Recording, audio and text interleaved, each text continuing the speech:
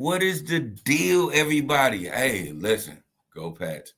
I'm not even gonna get on that. What I am gonna talk about is we're gonna do this real nice and smooth on this Friday evening. This is Halloween. Spooky, spooky. For you guys that are sitting here watching us, I love y'all to death. For my people who are taking their kids out for trick-or-treating, man, glad y'all doing that. But when y'all come back down, come over to the Itch We Talk. We're gonna be talking about the Verzuz.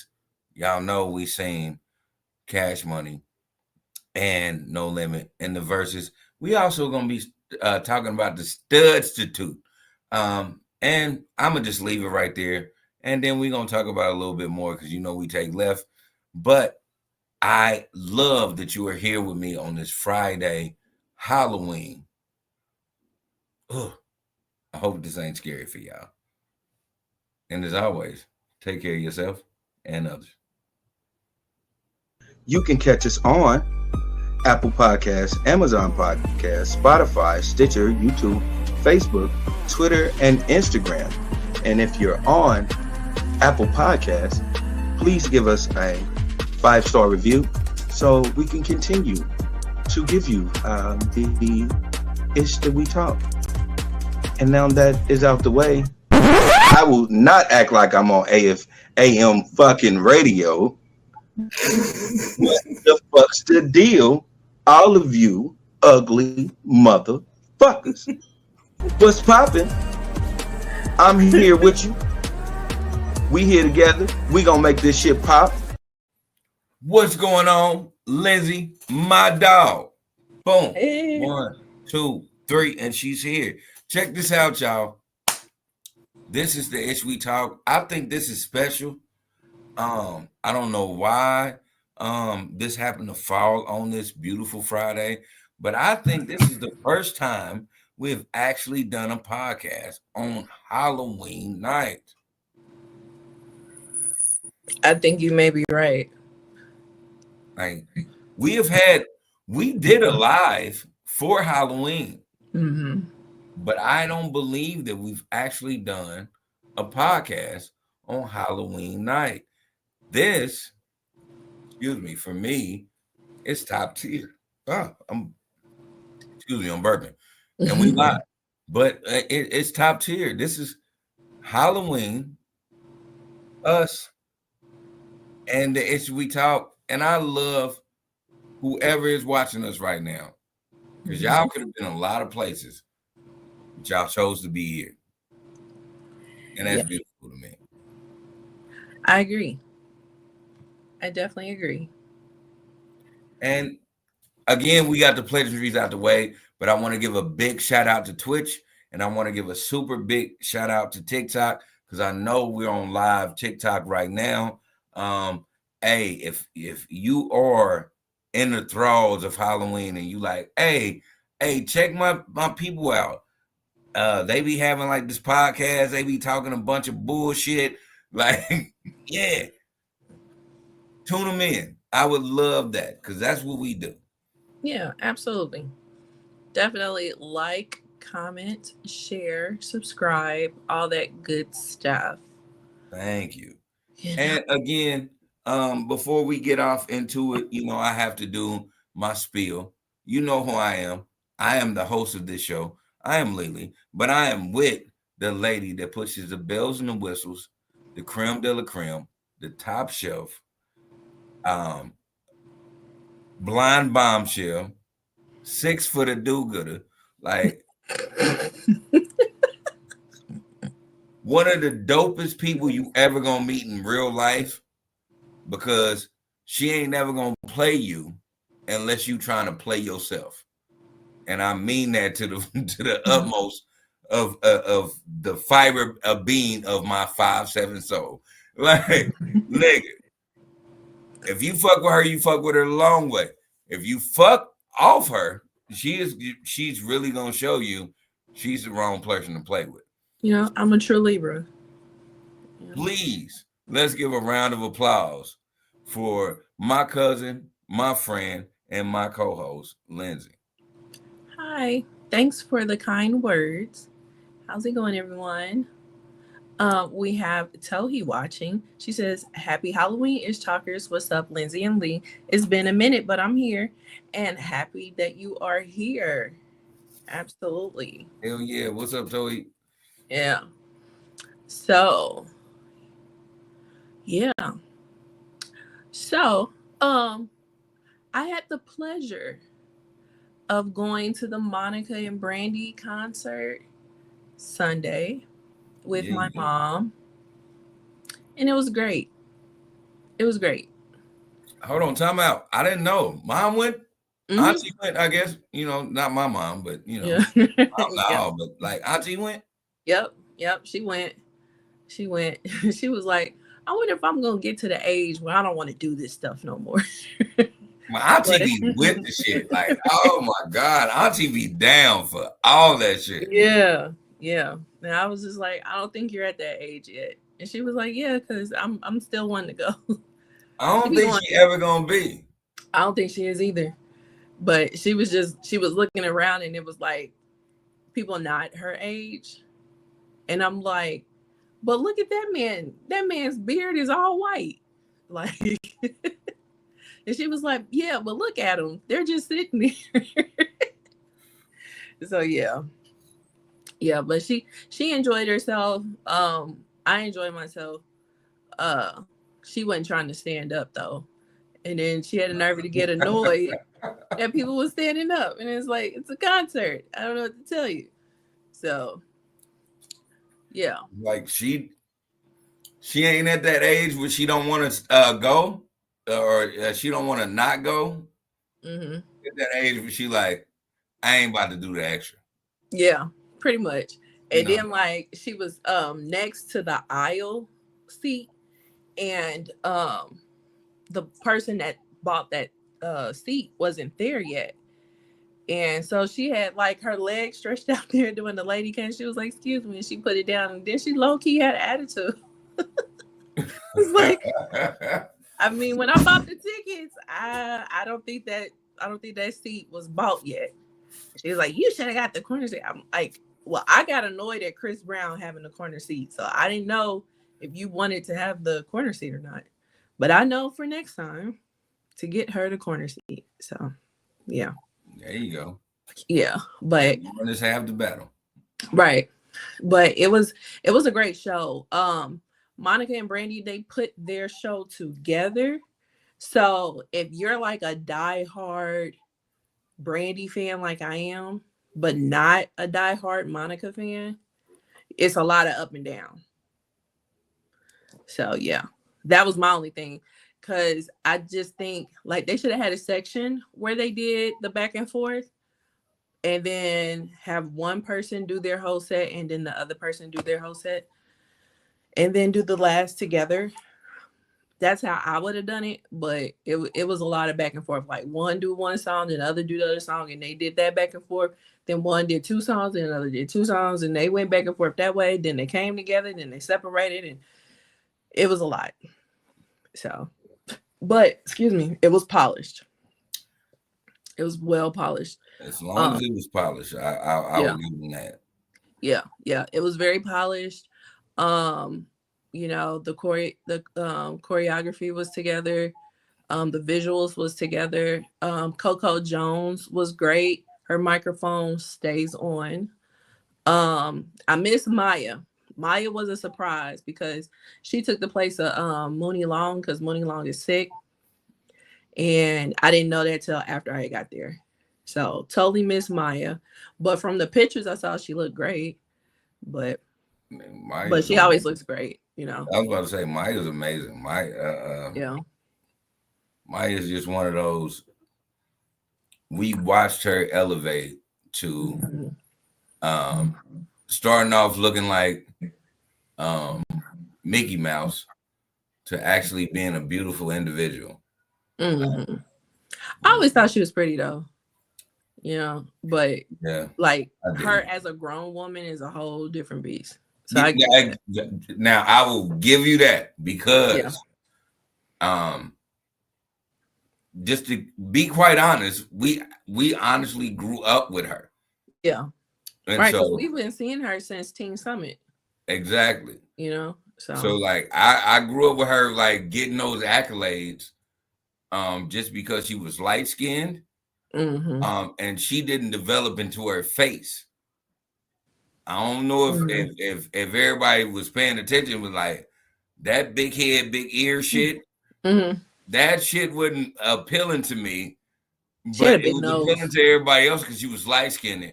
Right. But I watched her transition to be a very beautiful individual. Yeah, I mean, she always had a big nose to me. That was the only thing that was really awkward. And then for her to have been as young as she was saying some adult things, and that was kind of off-putting. But I always liked her. Yeah, because for her to be talking about baby mamas and whose draws is these, man, we're still in school, right? And you're in school in the video. But I mean, it was a thing. It's like I'll just keep it 100. I ain't even gonna. I can't front. The thing that made me like that was like, I don't know about this one because I feel like they was exploiting her with the song with her and Cisco. It's all about me. Yeah, that's what I'm saying. And I was just like, she just looks way too young to be doing this. Yes, that song, especially for that to be her first single, like she was too young to be talking about what she was talking about. You know what I'm saying? It wasn't age appropriate at all. And I mean, was young. Maturing is knowing that. You know what I mean? But I was young and still was like, man, there's something about this I don't like. Yeah, right. It like we liked it. We sung along, just like we sung along to a whole bunch of inappropriate things. Right. It just was awkward because it was coming from somebody that was underage. It'd be different if we're singing along to inappropriate songs from adults, but if we're singing along to inappropriate songs from a teenager, that's when it's like, what are we doing? Yeah, that shit was kind of weird to me. Yeah, it was weird. It was weird, but hey, she can sing about that shit now. Maybe that's what they were gearing her up for. I don't know. She can drop that shit right now, and that shit's gonna be a hit. Oh yeah, absolutely. So Tohi says, I wanted to see Chris Brown. I know. I honestly wasn't interested in going to the concert, but glad you had a good time. I might consider, I don't know, LOL. And then she also says, sounds like the SWV and Escape concert. This is what they did. Maya is a good performer. Yes, she is a good performer. And I saw that whole back and forth 10 years ago when Chris Brown and Trey Songz co-headlined a tour. And I like the way that they did it because Trey Songz came out first. He did a few songs. And then Chris Brown came out. He did a few songs. Then they had a segment where they battled. So it was one Trey, one Chris, one Trey, one Chris, one Trey, one Chris. Then when the battle got done, then Trey finished his set and then Chris Brown ended it. Now that made sense to me. But, you know, they're not asking me how to set up their tour. So maybe they should. You know, just to keep it 100, like to keep it real is like the more and more concerts I've been paying attention to, it's like they and I think it's just in art culture. They have really been on some they'll act like this is we're doing it for the culture or classic R&B or things like that, but they'll put all of them in one stage and they'll make them perform together. Like they'll this person will do a song, this person will do a song, this person will do a song, this person will do a song. It's not like it used to be anymore, where you got 35 to 45 minutes to like showing and show your shit. It's like now it's like we go boom, boom, boom, boom, boom, boom, boom, and then like the crowd to say, okay, we'll give them an extra 10 minutes, or we'll give them an extra 10 minutes. Like it's always, Mhm. I don't know. It's like sometimes I think it's a almost a competing contest, even when it's in tours now. Like it's almost still gladiator shit where they still want black people to compete with each other. Like Yeah.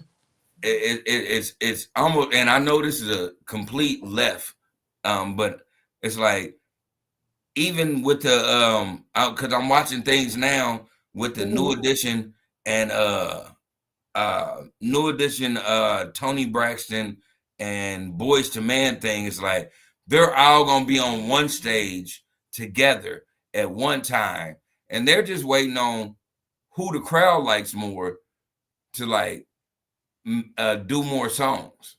Who would agree to something like that? And I low-key They want to go did. to that. I wanna go to that concert, but what? That don't even sound They like did. something. That don't even sound like something fun. Cause I'm gonna be pissed if Boys to Men get up there and sing 50, 11 songs and I only hear 2 New Edition or 3 Tony Braxton. I'm gonna be pissed. Cause I ain't no Boys to Men fan like that. This is what I'm saying. This is what they do.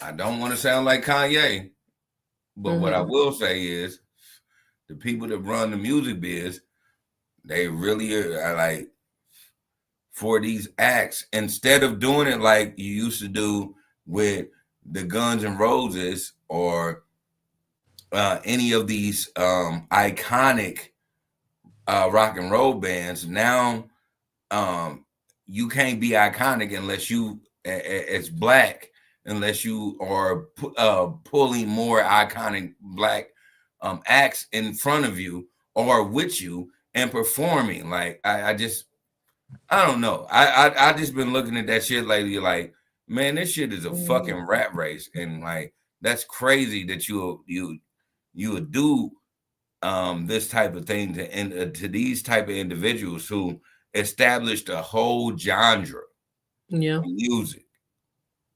Yeah. Yeah. It is wild. It is wild. But Beckerman is watching. He says, "Hello, fellow ish talkers."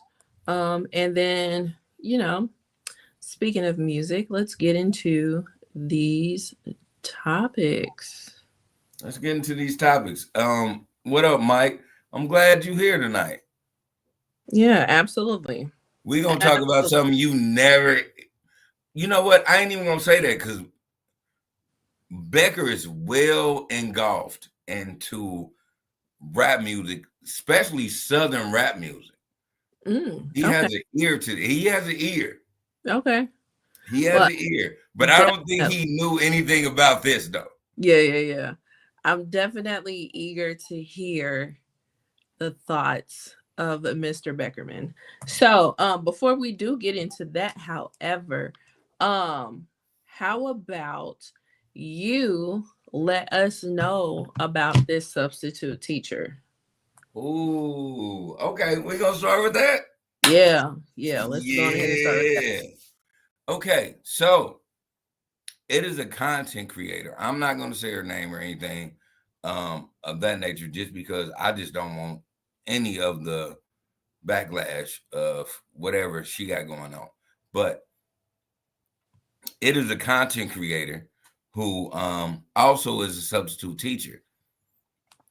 She had 2 days at this high school, and what she did was while she was there, she did her content, and then she filmed a lot of what was going on in those past 2 days that she was there. The thing about it is she had a voiceover while she was doing this. In one instance, she went, "Damn, shorty." Um, looking at one young lady, like, and I can't say she was looking at one young lady because I'm gonna just go off what the camera was showing. Mm-hmm. She was like, "Damn, shorty," and then she said, man, let me get out of here before they try to take me down. Before one of them try to take me down. And then she filmed like the homecoming and like all these things that was happening at this, or excuse me, not the homecoming, but a prep rally. Again, she's a content creator. This got wind to everybody. And they started calling her a pariah. They started saying, oh no, she was targeting these young girls, and she was looking at these young girls and things of this nature. And they ended up letting her go. They fired her. And, she got on social media and she was saying, it's because they don't understand the lingo that she was talking. She never said anything about how that she was going to do anything to any young girl or anything like that. Like, she wasn't doing that. Like, they just don't know how she talks. They don't know where she's from. They don't know the lingo, like all of this. Keep in mind at the end of the day, like, because I want to put everybody in perspective of this. This is a young woman who is a part of the LGBTQ community. And when she did her commentary, I think it was when she said it in the wrong time to say it. And so people have been eating her up about that. Pause. But they've been they've really been shooting her down about it. Because one, she's a part of that community, and she was around young children. And so it's been a lot of controversy, but my thing about it is this. I don't believe she did anything wrong. I do believe that she was actually there for the kids. But at the same time that I say that, I say being a content creator and also trying to work a 9-to-5 is a double-edged sword, because being a part of corporate and also being a part of corporate is two different things. If that makes sense to anybody that's listening to me.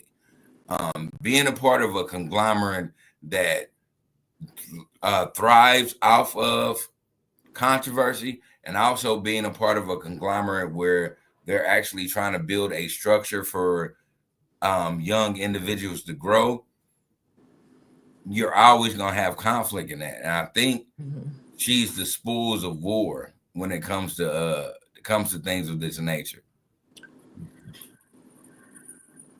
If that makes sense to anybody that's listening to me, because I don't think she meant anything by what she said. But what I do understand is how people took offense to that because of where she placed what she said. Because at the time when she said what she said, it was only it was how can I word this and make sense? She was on it was a body cam, and it was a little girl right there, and she was like, damn, shawty, and let me get out of here before they try to take me down. Like, that sounds pedophilish. Like, just keep it in 100. Sounds very crazy. At the same time, what I, in my discernment, what I've seen is, she was just talking about, let me get out of here because there's too many kids over here. Yeah. They'll end up taking like I'm too little. She's little. Like, I can't hold it. I can't hold none of these little dudes back, or none of these young people back. Right. Like, I get that, but at the same time, saying it focused on one little girl while you been a stud, I can see how they did you that way. When I watched the video, I did not take any of that way. I did not think of it no way as being inappropriate, I didn't either. you know. And the only thing, because what she got fired for, I'm like, okay, that's fair. Because what she got fired for was recording the kids. Because her video showed them at the pep rally and she showed the kids' faces and whatnot.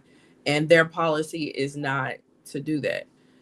Even though the majority of the film was by herself, like she did say. Now, when she did the follow-up video, that's when she started explaining all the stuff that people was putting on her. I was like, oh, I guess I didn't see it that way. Because I honestly didn't. I Like, it didn't wasn't either. until she said something that I was like, oh, I guess it can be taken that way. Because the whole take when she was like, take me down, I Yeah. did take that as she's a little person. Well, she ain't a little person, but she's short. And if a bunch of kids bum rush her, they gonna take her down. Like, I didn't think Chris Brown take you down. And so that's And the people whole was point. saying that. Yeah, No, people that's was the saying thing. Chris It's like Brown took that's you why down. they took it. They took the Chris Brown version. Like they gonna take me down. Like they thought that she was on some extra, and I didn't think Yeah. she was on some extra. The first time I seen it, I really thought it was awesome because I'm just one of those people. I like when content creators understand that it's cool to live your dream as a content creator, but also have a real job. Mhm. Like I thought that shit was awesome. So I didn't even look at it like that until the controversy hit. Yeah. I was like, oh, because I could see how closed-minded people Yeah. look at what she's saying. Yeah. And they're thinking of slang and she's thinking literally. That's the killer part about that. You know what I'm saying? She was like, they literally could take because they literally could. You know, we have Tayez leg watching, and they say that's just how the culture talks, LOL. Just the wrong timing. And they did see that, and then they said Patriots fan shake my head. So yeah, Y'all gonna make me be that kind. yeah. Fuck you talking about? Fuck you talking about, babe? Yeah, but yeah, I mean, it was unfortunate. She does need to watch or like actually know the policy in regards to recording because when it used to be a free for all, whatnot, it's times have definitely changed in regards to kids and social media. So Yeah. you definitely need to know what the policy is where you work so that you won't go against it and lose your job. You know, Tay Master says, wrong page, I'm back. Well, thank you for coming back. So Tohi says, I didn't think she did anything wrong, honestly. However, we all knew what she meant when she was talking about that girl. And I think this is what really got her fired. I don't think though, Toey. I don't think she meant that. I think it was one of those things where she was doing commentary, and it just happened to be when she was doing commentary, it just happened to end up and that focus in that line because as a person that actually does create content, Mhm. I've said some shit where I've because you videotape certain things and then you talk about it over it. Yeah. I've been in a situation where I know I've said the wrong thing in the wrong phase. Gotcha. You know what I'm saying? When you're doing overlays because you're chopping up videos. Yeah. So I just did my first overlay a few days ago. And I don't know if it was because of the app I was using, but I couldn't even hear the original video that I'm doing my overlay on. And so I was just going off of memory of what I was seeing to comment on it. So maybe that's what she was doing, was going off of memory. Yeah, And not really paying attention to like, hey, this may not look too great if I say this here. you know. And then also what I learned, especially when I was in undergrad, what I learned was that it is great to have a second pair of eyes.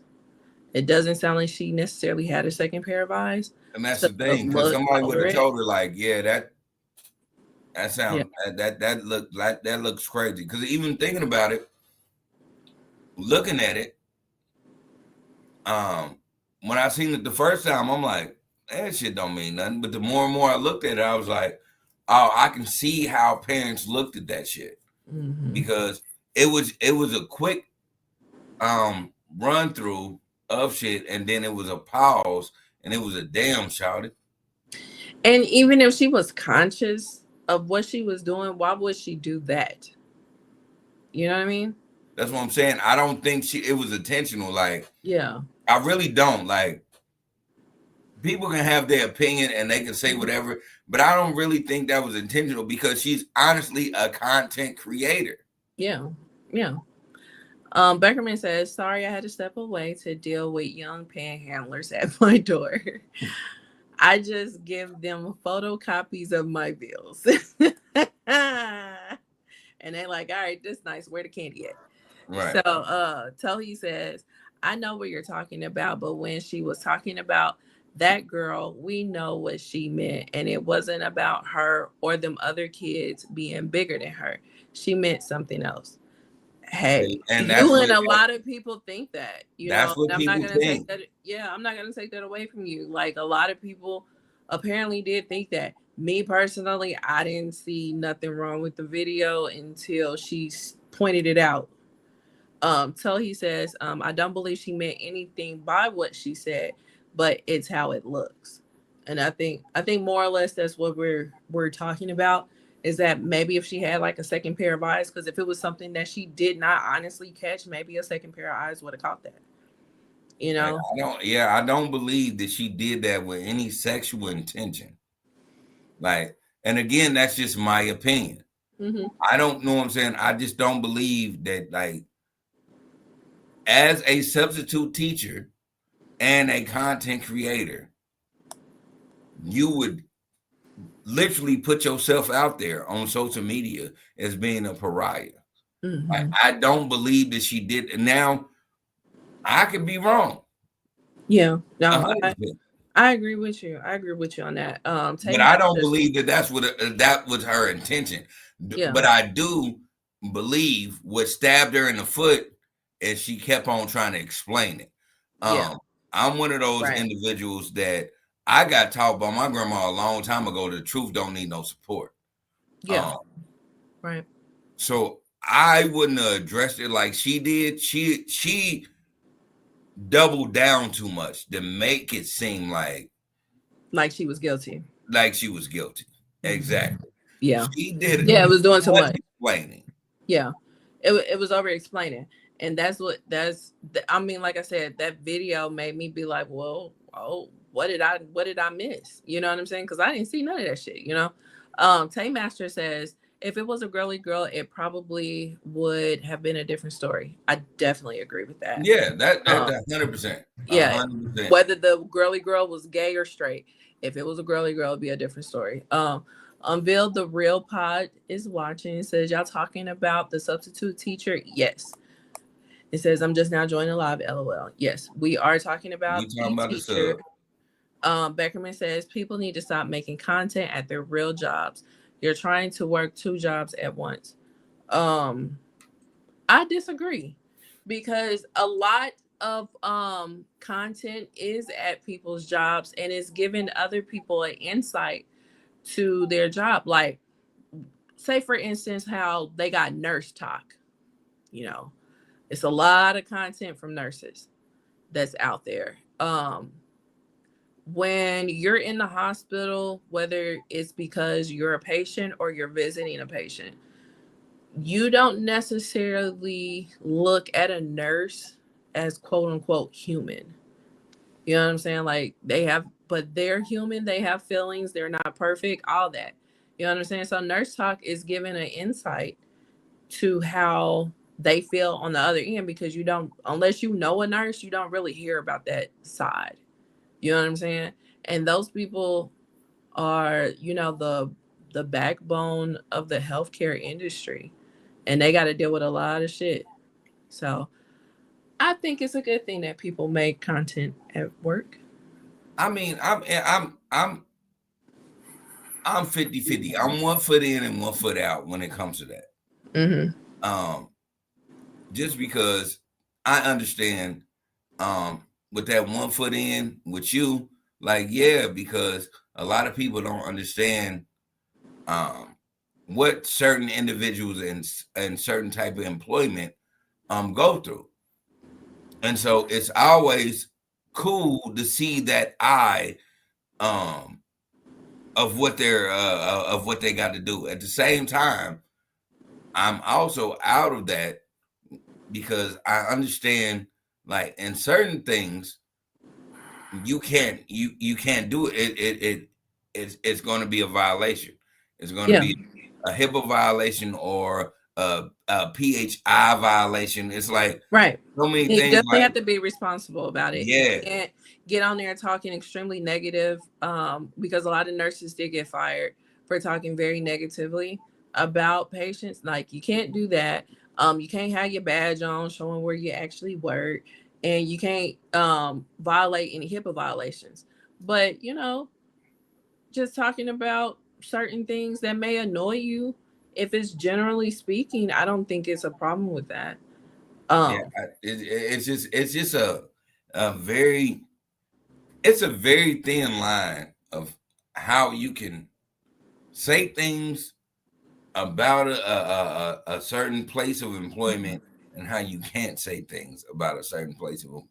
And I don't think it's that thin of a line. I think you need to it's a put super common sense into it. it's a But super thin line.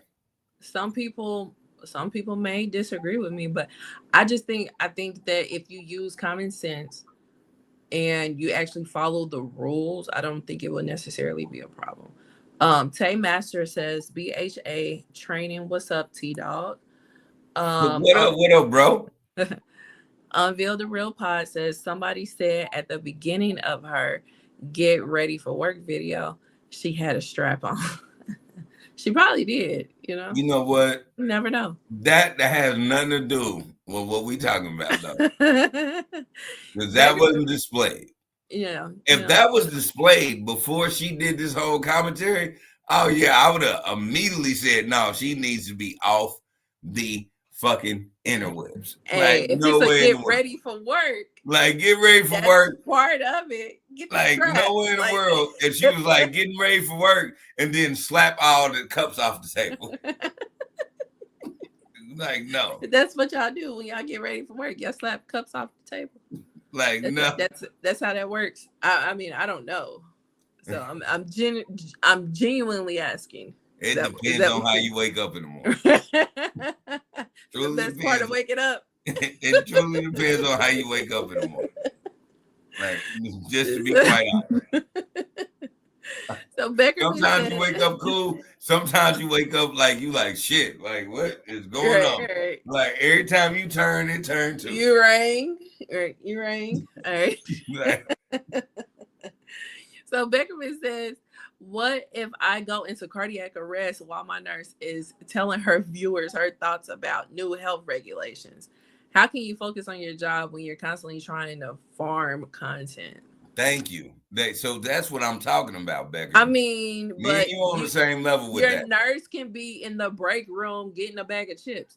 Your nurse can be on the phone talking to somebody. Your nurse can be playing a game of solitaire. Like, your nurse can be doing all kinds of shit. If you have a nurse that is preoccupied when you go into cardiac arrest, I would assume that your cardiac arrest is more important, and they will stop what they're doing, whatever they're doing, and tend to your needs. So there you go. Unveil the Real says, plus, she made an inappropriate comment about a student while she was recording. And yeah, that we did discuss that, and basically saying that maybe she made it at the wrong time and she didn't really mean what people are interpreting. Is that correct? I will say when you are fusing videos together and doing commentary, I don't believe that she meant it the way y'all are saying she said that shit. I don't believe that. I could be wrong. But I don't believe that she meant it that way. I do think that she was just running through because you, excuse me. So just putting it together. I fuse video and video and video together. And so I have to say things real fast to make it make sense. And I've been in situations where I've done this and I've said the wrong thing on the wrong video plenty of times. I do believe that that's what happened to her. But again, I could be wrong. I do believe that it should have been said around the prep rally time, because this is a small statured woman or stud or whatever y'all want to call her. But I think everybody gets caught up in when she was cropping the video. It was around the time that it was a one young woman right there, and I don't believe that she was doing that. I really don't. And again, I just look at the beauty of what people is, and I give people the benefit of the doubt. We might find out a couple of years later that she is a nasty motherfucker. Yeah. I don't know. But for now, I don't believe that that was the case for real, because I don't believe that anybody that's that nasty would put themselves on blast that fast. Yeah. Yeah. And then the person that they were assuming that she made the comment about, the student, how did the student look? Did the student look like somebody you'll make a comment like that about? So we're not going to talk about people's looks. No, I'm asking. I'm genuinely asking because I watched the video and it just was like, okay. No, this looked like a regular young girl. It looked like a regular young girl in a uniform. Oh, okay. Like she wasn't like looking like a grown adult or stacked or anything like that. Okay. No. It just looked like an average kid. An average kid. That's why that's why I didn't believe it. I'm like, man, nah, they reaching. But who am I? I don't know. But Tay Master says everything not for the internet. 1000% agreed. And Unveil the Real does agree with you as well. And he also laughing. And then also says that morning wood emoji is rough sometimes. Or is tough sometimes. Yeah. Listen. So, yeah, sidebar. So, somebody, I'm not going to say the name, sent me that emoji a few days ago. And yeah, I had no idea what that emoji was. I was like, what is that? I can't see it. What is it supposed to be? So I was like so late to the party. But now I know what it is and I'm laughing along instead of being laughed at. But anyway. Morning wood emoji? Yeah, the wood. I couldn't see it for shit. I was like, what is that? Not so, you couldn't see it for shit. I couldn't make out what the hell it was. I'm grown, so I'm my girl's at home, so like I don't do none of that extra shit. My morning wood, I just plop. Like it is what it is. Like like I don't know. So I don't know. I can't tell y'all anything extra. Right, he said it's either eggplants or wood. Hey, I was late to the wood party apparently. Because I didn't even know that the emoji existed. And, I was going back and forth with somebody and they was like, well, you killed my morning wood. And I'm like, well, what is that? What is that emoji? I don't understand. Yeah. First and foremost, it ain't nothing you can say that kills my morning wood. Like apparently there is something. No, that's that nigga. That's that nigga, yeah. Just keep it 100. Cause that shit is just not, that shit's gonna be. Like, you know what I mean? Times I've just like, okay, let me just jump in the shower and just like think about my grandma. Like, what the fuck? This motherfucker just up. Like, this motherfucker just up, just doing this thing. And like, listen, when I say this to y'all, I'm a nigga that, you know what I'm saying, that like I drink and I smoke and I do whatever, and my dick still stays hard. I don't understand how some niggas be going through whatever they go through. Yeah. But apparently he didn't whatever like you go through, replying. That's on you. Yeah, that's on you. He didn't like my replies. And hey, not my fault. So when he was like, well, you killed that's your fault. Shit. That's okay. This dick still I'ma still have to figure out how to work this motherfucker the fuck back down. This is Hey, answer my question. We won't have a problem. But no, you want to argue. So your fault. Hey. I don't get it. Shit. I mean, just keeping it 100 as a man to me and the interwebs is like shit. Even Jasmine be like, the fuck are you doing? I'm like, I don't know. Like I'm just about to jump in the shower. I don't know. Like, hey. Motherfucker, shit. I guess I ate good broccoli last night. Like, this dick is hard. Yeah. But yeah, so back to the subject. It was just funny because I saw it and I'm like, hey, know what that means. So, yeah. You know, good luck to her in her future endeavors. And, you know, just read the policy in the future. Right.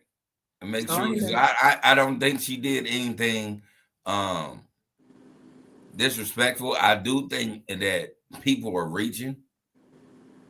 And when I say this, I want to keep it 100% true that because of who she is and what she looks like, they typecast her a certain way, so it was easy to pin this on her.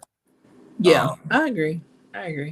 So, Unveil the Real says, y'all gonna donate to her GoFundMe? No. Did one I do that had for? One, and for two, the government is shut down, and I'm a government employee. So there. That's your answer right there. Yeah, you can do that. I'll just say this: the fuck what for? Right. Like, no, she's a content creator. Right. Like, and you're getting money regardless. She don't need my $15.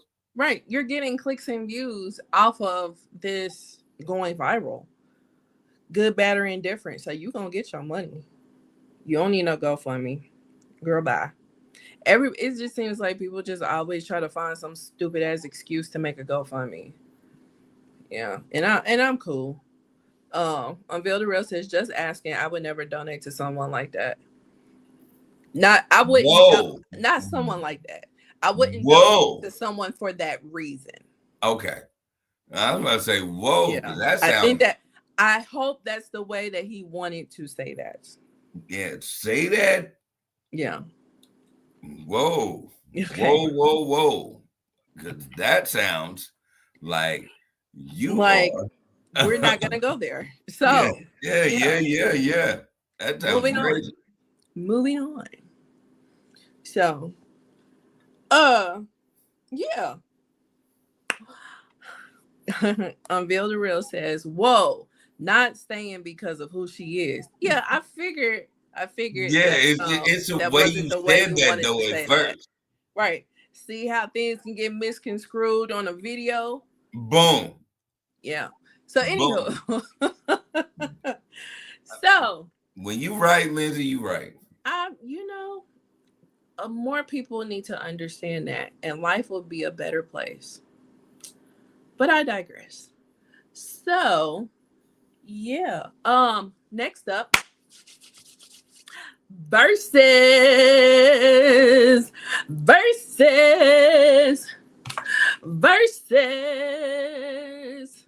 between No Limit and Cash Money. The two big labels out of New Orleans, Louisiana. Before we start this, I just want to say, because I'm gonna get ate up. I just want to say, I'm still truly a Cash Money fan. You can be one, and I am too. And the Patriots are doing very well this season.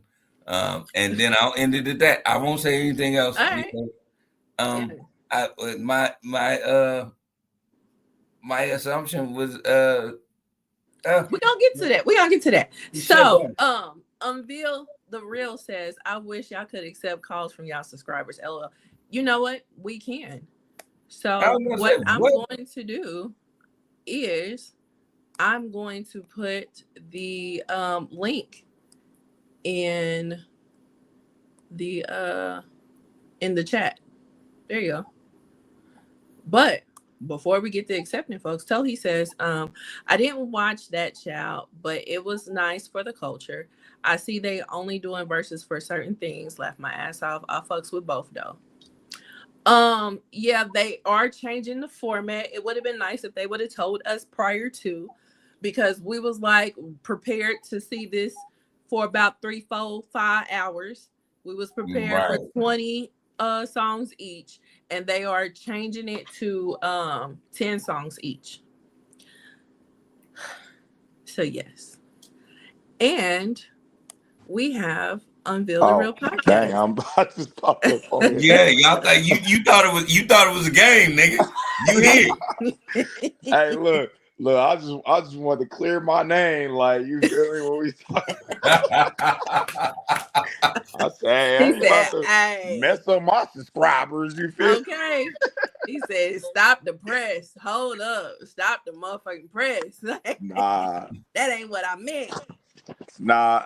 No, yeah, I just wanted to comment on that, man. Like I said, I watched I tried to watch that whole video, and I was watching, some people's reactions, but the whole strap-on situation, I don't know if that was actually even true. You know what I'm saying? That's not the truth. You said what? That's not the truth, bro. Yeah, I figured it wasn't. But hey, that definitely is a good clickbaiter, right? Yeah. Yeah, I think somebody was being funny. Yeah, for sure. Yeah. But nah, but she does have a GoFundMe, and that was just my whole take on it. I agree with both of y'all. I don't really care too much for the content part. Like, that's cool. We're all trying to, I feel like that's just the way the world is. Everybody's trying to make content. You know what I'm saying? That's just what it is.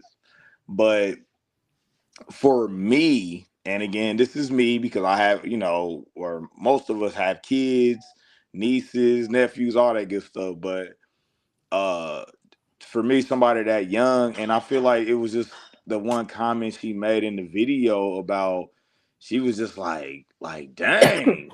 And then she was like, yeah, I need to get up out of here before I get in trouble or something. I'm like, why would you say that? You know what I'm saying? Like, now you're just kind of pushing it, in my opinion. You know what I'm saying? Yeah, and I can see why people would feel that way. It's just I didn't take it that way.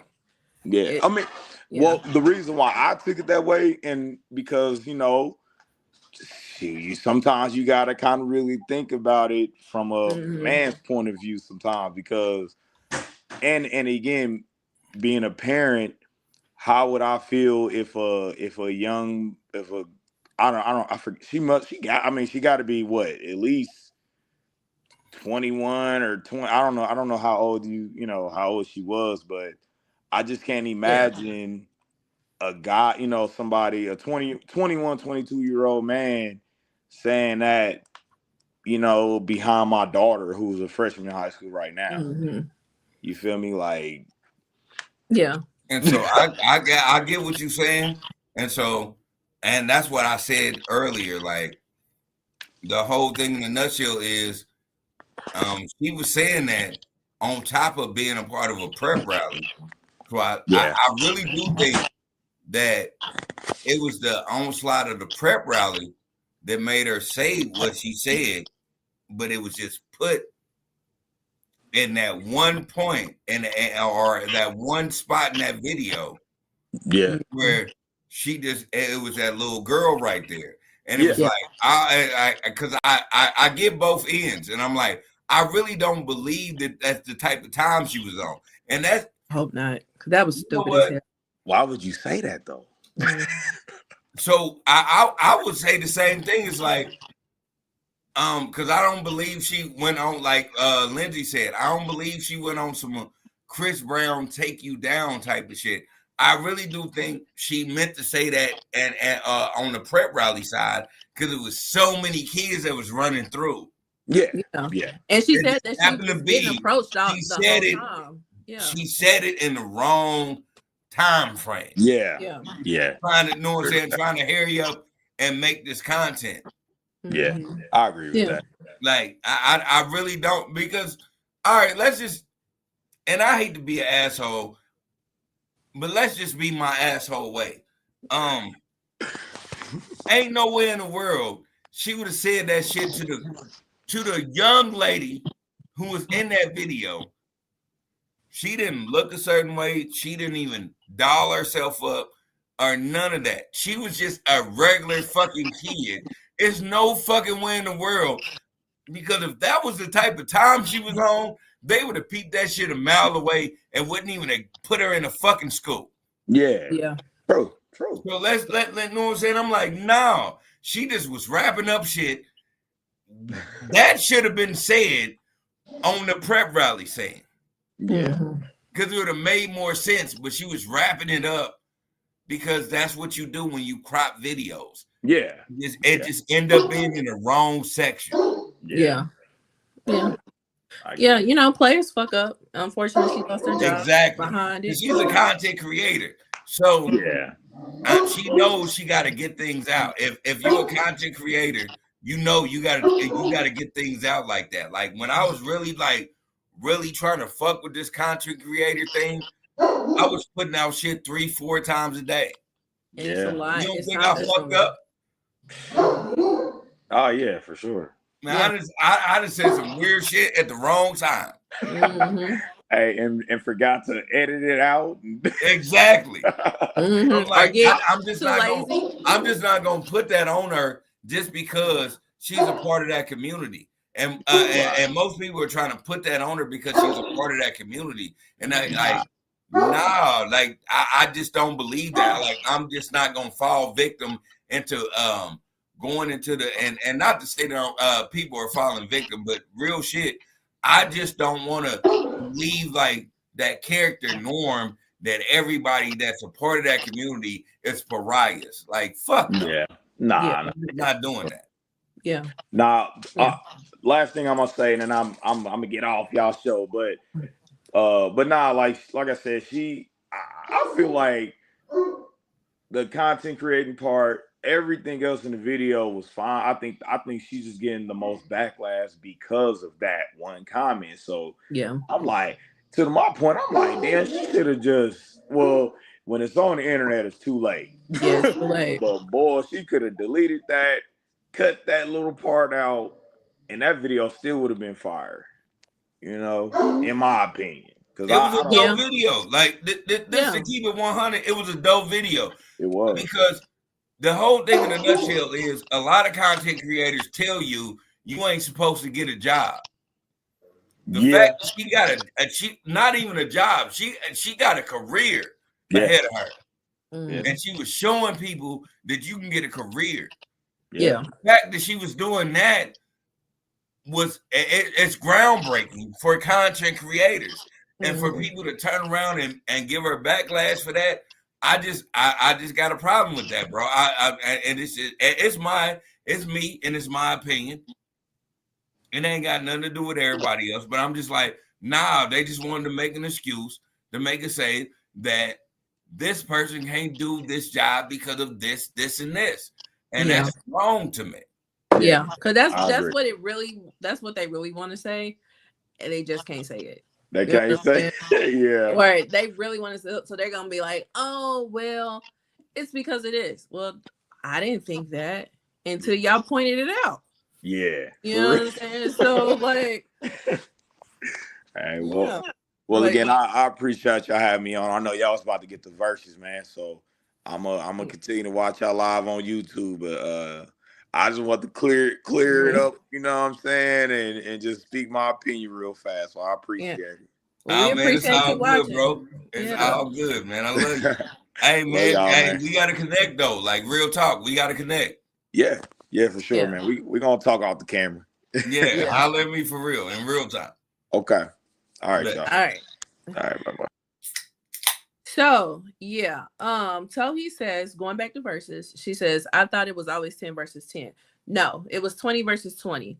And that's why it was like 50, 11 hours. But yeah, so it came back after a couple of years hiatus, after legal disputes, all kinds of stuff. And it came back with Cash Money versus No Limit at Complex Con.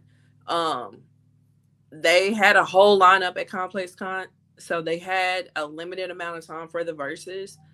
I don't know why, but they should have had the verses last. However, they did not. They had the clips last. So Oh shit. yeah. So That's yeah. what that shit was. That's why they had to go on ahead and wrap that shit up, B. Because Because Cash Money got off that stage fast as fuck.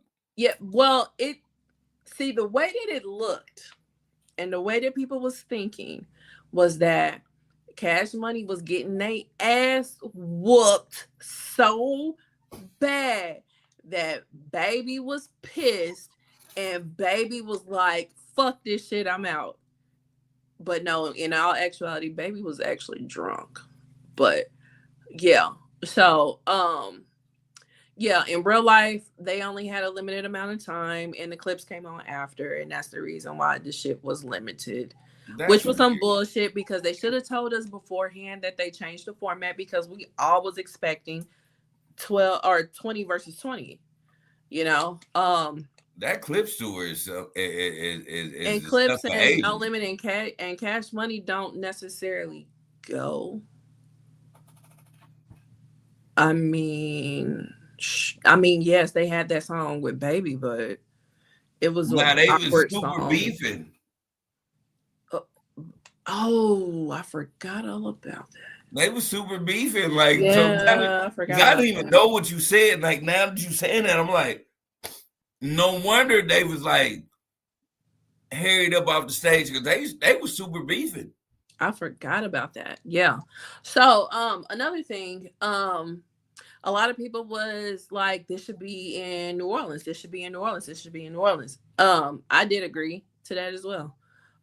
However, a lot of people that was actually involved in the verses from both camps have said, yeah, no, there's no way that this could have been in New Orleans, just on the strength of the entourage.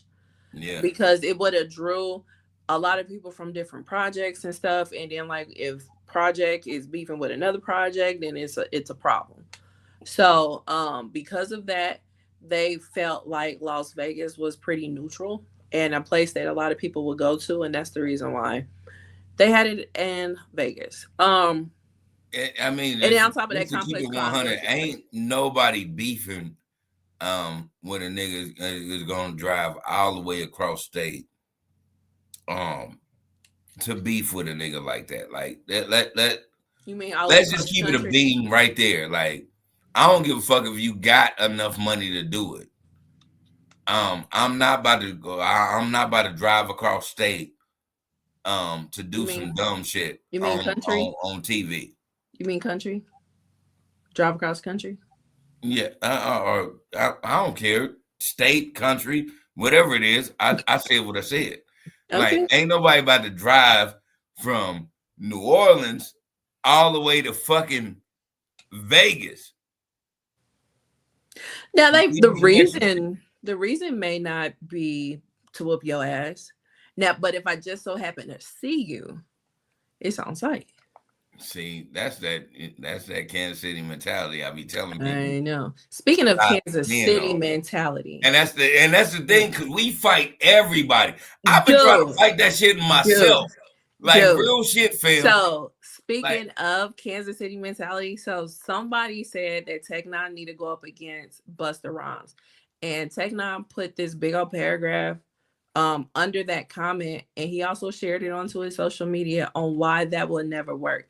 Because, you know, he basically said Busta Rhymes been out since Leader of the New School. He has commercial hits, and Tech Nine's the underground king. There's no way that he can get the crowd and Bus can get the crowd and it be the same crowd.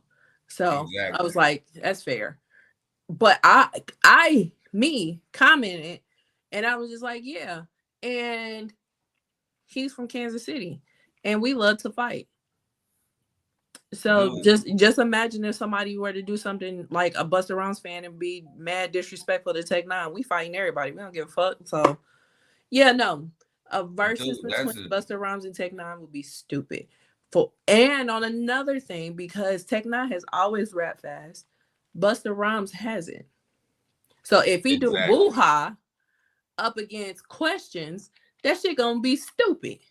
Exactly. You know what I'm saying? So yeah. Like Tech is always, and again, I'll just show, because people gonna hate on this, but I'm just showing my Kansas City pride. We have, how can I word this without being disrespectful to anybody else that raps fast? Yeah, choose your words wisely. Kansas City is known for being some of the most influential writers of that fast rapping tone, that chopper tone. Like, cause like now y'all hear like all this shit from Chicago and out, and y'all think that's chopper shit. Kansas City has been known for a chopper mentality of how to rap, where like, and it has been strictly underground, where it will be a total bias for Tech Nine to go against anybody, because for me, in my opinion, it would just be, and unless it was old school Chicago, you were biting from it.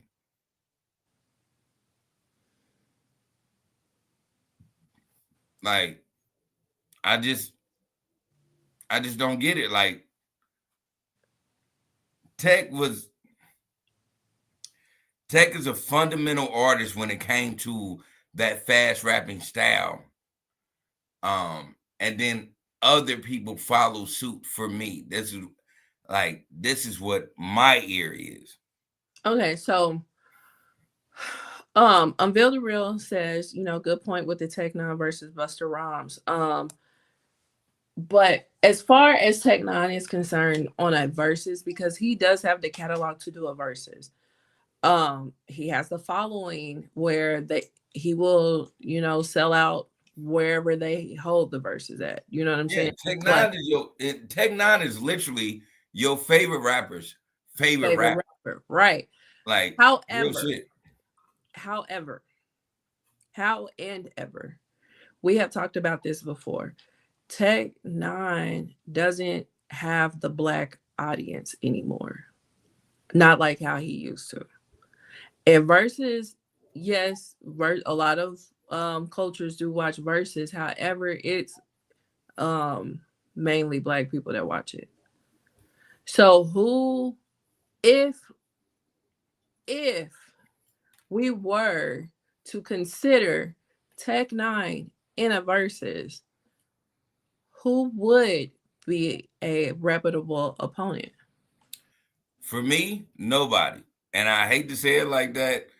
I know my anybody that like and like that it's in the city, they gonna say whatever, they know what I'm saying, because it's a lot of love hate with Tech Nine. Mm-hmm. But for me, nobody. It's like nobody can compete with that. If we're just gonna go bar for bar, lyric for lyric, we're gonna go song for song. on Tech Nine. Tech Nine is truly the king of this city. Like, as far as shit, like, yeah, we got Rich the Factor, and Rich the Factor is hard as fuck, bars for bars, but we ain't talking about that. We talking about somebody that can compete with the fast bar rapping that Tech Nine is. Nobody. I don't think that if we can name anybody that's local to go up against Tech Nine. You can't name anybody, period, that can compete with Tech Nine. Yeah, but you just mentioned Rich the Factor. No, I said, or how I said it was, Rich the Factor is a king in itself. Like, Rich the Factor is known in the city, too, as far as Tech Nine is. You're talking about the city. I'm not talking about the city. I am talking about Verzuz. Verzuz is international. Tech Nine is known internationally. You can't go outside of the metro and mention Rich the Factor and people know who you're talking about. You can't do it. And we're not going to debate that. We're not going to debate that. I'm not even going to argue with that. But what I'm saying is, as far as the city is concerned, Tech is he's worldwide. He's known. Like, you got Rich, but you got Tech. Now, Tech, keep bringing up Rich. Like, you said what? I said you keep bringing up Rich. Leave that man alone. Listen to what I'm saying, though. Before you say that, listen to what I'm saying. Okay. So we got these two phenomenal individuals right here. Tech is, again, your favorite rapper's favorite rapper. Rich is great beyond measures. Millionaire, did his thing in the rap game. But I'm saying these are the two people that we got in Kansas City alone. But when you talk about a versus battle against the world, Tech, like he said, I'm underground. I'm an underground king. Probably the best underground king. Yeah. Hands down. Yeah, absolutely. I don't know nobody no greater, and that's not being biased. Probably the best underground king. Yeah. It is nobody that can go against Tech that is underground, because, again, the Verzuz is a mainstream battle. Yeah. It's nobody underground that can ever do anything that Tech did. Yeah, you what? Because why are we bringing up Rich? So because we in the town. What are you talking about? But the Verzuz is bigger than the town. So listen to what because I think I think you just stuck on what of that part. What I'm saying is we got two phenomenal underground kings here. Great. We got two phenomenal underground kings. Absolutely. I'm not taking nothing away from Rich the Factor. Don't get it misconstrued. I'm not taking nothing away from that man. However, we are not talking about Kansas City. And again, you not listening to what I'm saying. I didn't say that we just talking about Kansas City. I'm saying in Kansas City in general, we got two kings. We got Rich and we got Tech. These are kings. Like, you know how New York got they giants and different spots got they giants. We got two giants. Okay. Tech Nine, Rich the Factor. Now, Tech Nine, phenomenal underground king. Stupidly, one of the best artists that probably anybody's gonna ever hear. Again, your favorite rapper's favorite rapper. Just keeping them 100. Mm-hmm. At the same time saying that, like he said, he's an underground king. It is nobody that can compete with him on the underground level. Like, you can't put him on a mainstream level with Buster, because Buster had that mainstream lineup. He Yeah. had that mainstream line on those mainstream hits. Yeah. Tech got mainstream hits. Don't get it twisted. But Right. then at the same time, he stayed strictly underground. Even when he had mainstream hits, he Yeah. kept doing the Even when he underground. was chasing mainstream, he couldn't shake underground. He couldn't shake it. Yeah. But okay, I'm gonna get off of this. I'm gonna get off of this. It's like I'm not trying to compare. I'm not trying to do that, and I'm not trying to say, and I'm not trying to put Rich the Factor in the category of Busta Rhymes. There's no way you can do that. I'm just saying, in this category, it's like you got to understand that in this city we got two kings. Okay. Yeah, like we legit got two kings. Like everybody else, because we got a bunch of phenomenal rappers. But you got two kings. Okay. And in that standpoint, one of those kings can go against mainstream, but why would you do that? Because they keep bringing him back to the underground. Mm-hmm.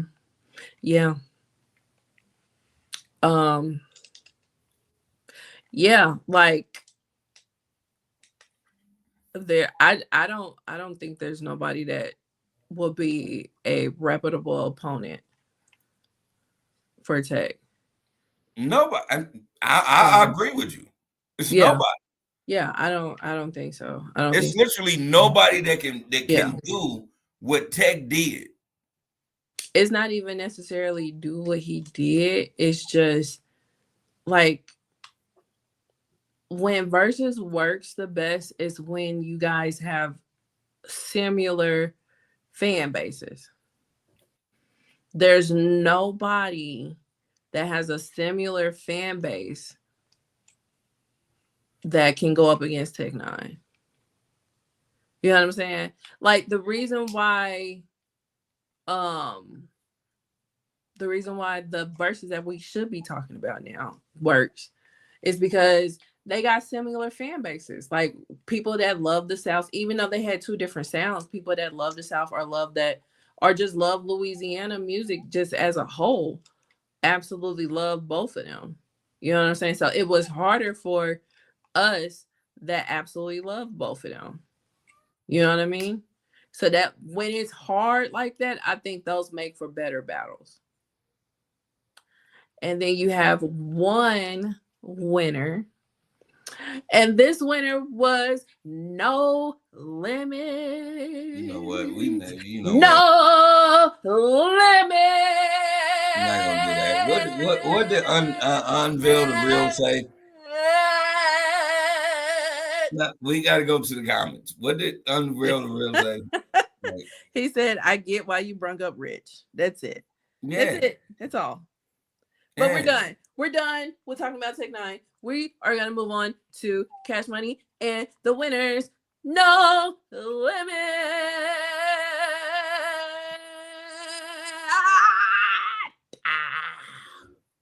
Don't do that. Don't soak. Don't do that.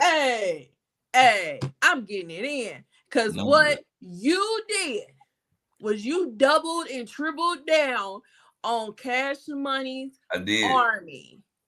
Better yet, a Navy. And they got blew out the motherfucking water by the No Limit Soldiers. I thought I told you. No Limit Soldiers. I thought I told you. Bitch, get your mind right. I thought I told you. Bitch, get your mind right. I bet you got your mind right. Okay. By the end of that verse. Okay. So, okay, I will give you that. I will give you. I will and give you were you that. Still trying to fight me through the verses. You were still trying to fight me through the verses. What was I supposed to do? You were supposed to admit defeat. No. Yes. No. Yes. The fuck out of here. I'm not. I gotta watch this thing through. You had to go back and watch it from the beginning. The way they came out in a army fatigue, they came out like it was 97. Like Ghetto Dope just came out or some shit. They came out They was in unity. They was in Dolby and surround sound. They were singing in unison. They blew. And when I tell you, I absolutely fucking love the fact that Cash Money started out with 400 Degrees. I loved it. But No Limit Soldiers blew that shit the fuck out the water. You cannot disagree with that. I can't. I'm not. Come on, man. I'm not shooting down what happened. I'm not saying it didn't happen. Mm-hmm. I'm just disappointed. Okay, so Avil the Real says, why didn't Wayne participate? I forgot. So from what I understand, because rumors were going around that he was at Drea's that night, which he wasn't. But from what I understand is something may have happened on the tour that they did at the beginning of the year, the Cash Money Big Summers tour. And Wayne says, I don't fuck with them no more. And on top of that, Turk wasn't there. And we all know that if Turk ain't there, Wayne ain't doing it because Wayne is like, it's all or nothing. But he has basically said, I don't fuck with them no more. I'm not doing it. So something happened on that tour that he just was not cool with. So yeah, that's why he didn't come. So he probably was at home watching this shit with the rest of us. I don't know what happens, but what I will say is the thing that I'm so disappointed about is the disconnect with Cash Money and a whole. Like, I just hate that disconnect. It's the reason why, quote, in my opinion, we lost that fucking battle. I feel that, excuse me, if Wayne was there and if Turk was there, it would have been more of a fair fight, but No Limit still would have won. They wouldn't. They would have definitely still won. Like the thing about, say for instance, rich niggas. There's no way that you should be playing rich niggas in a versus battle when you don't have the people that start out the song there. That song does not work if they are not there. Then what was that? The Hot Girl song. The best part is Turk's verse. And this why are y'all playing that song if Turk's not there? This is what I'm saying. It's like it's a disconnect. I really want to, like, okay, so look, let's just go song for let's song. go through it. Let's go through it. Okay, so verse 1. So they was okay, before we do the first round, they were supposed to do a coin toss. They couldn't get the coin toss together. So Manny Fresh was just like, you know what, we'll go first. Because it was supposed to be between Manny Fresh and KLC. Let's see. Unveil the Real says, if Wayne was there, then Cash Money energy would have been way different. It would have been different, but they still would have lost. But no, they wouldn't. They still would have. I'm sorry. If Turk and Wayne was there, it would have been a whole different vibe. If Turk and Wayne was there, they still would have lost. But okay, anywho, whatever. So we have KLC is like the main producer from No Limit, Beats by the Pound, legendary. So they didn't do the coin toss. Manny Fresh, they said they'll go first. They started out. When they started out, nobody was on stage. And then they start out with 400 Degrees, which Juvie comes out and sings 400 Degrees, which was great. And then No Limit counters with No Limit Soldiers.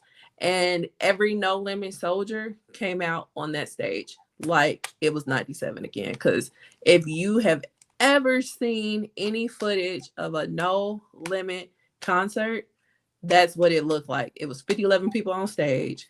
And everybody was in army fatigue, and everybody was getting their life, and everybody was singing every word. And that's pretty much the same energy they brought to the verses. They won that first round. let's just keep it a bean though. No Limit Soldiers song is not better than 400 Degrees. Let's just digress and like be 100 and say that like 400 Degrees. I can't say that. And No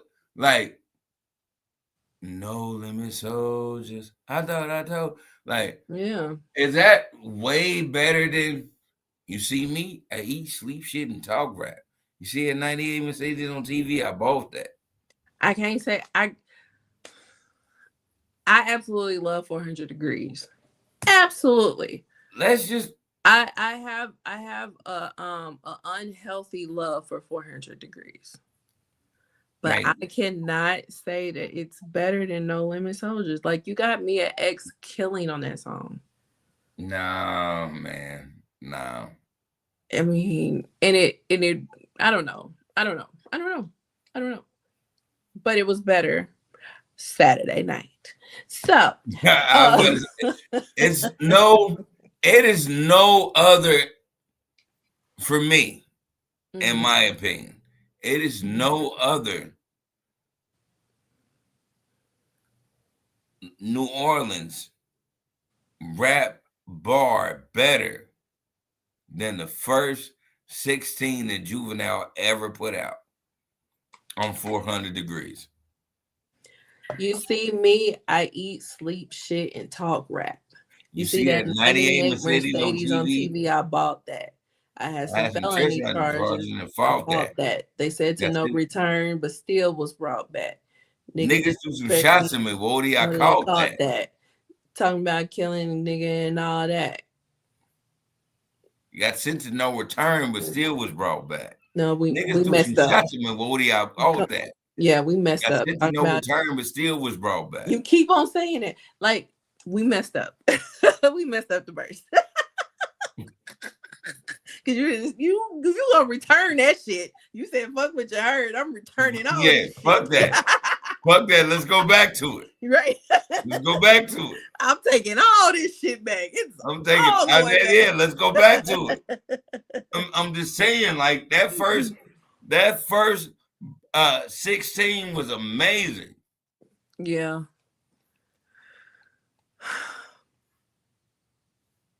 It is a great song. Like I told you, I have an unhealthy love for 400 Degrees. I'm not gonna say now I'm looking for people and partners in Wabash. I'm not gonna say this better than No Limit Soldiers though. If I ain't a hot boy, then what do you call that? Nigga disrespect me, I'ma be in all black. Like nigga. Riding deep, running 4 deep, and booted up, and these niggas claiming they know me, huh? Yeah, I get it. It's amazing, bitch. What? I bust your ass up. Don't even go there. I'm ready to mess up. Yeah. Listen, like 400 Degrees is probably one of the best songs you ever gonna hear from South music. Yeah. Like period. I'm not gonna give No Limits and I'm not downplaying No Limit, but I'm saying 400 Degrees is one of the best fucking songs ever created out of the South. Way better than No Limit Soldiers. But we'll move on. All right, we gonna tally this up. You know, because that's what we do here. We've done it before. So you say round 1 goes to Cash Money. Yep. I was flip. Because they did 12 rounds. 6, 7, 8, 9, 10. Because back that ass up don't count. Nope. It don't. So you say that goes to CMR. I say it goes to NR. L. All right. So 2.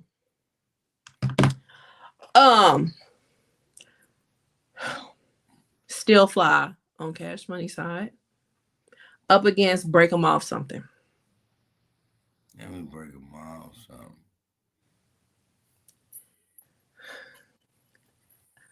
I say that's No Limit. What say you?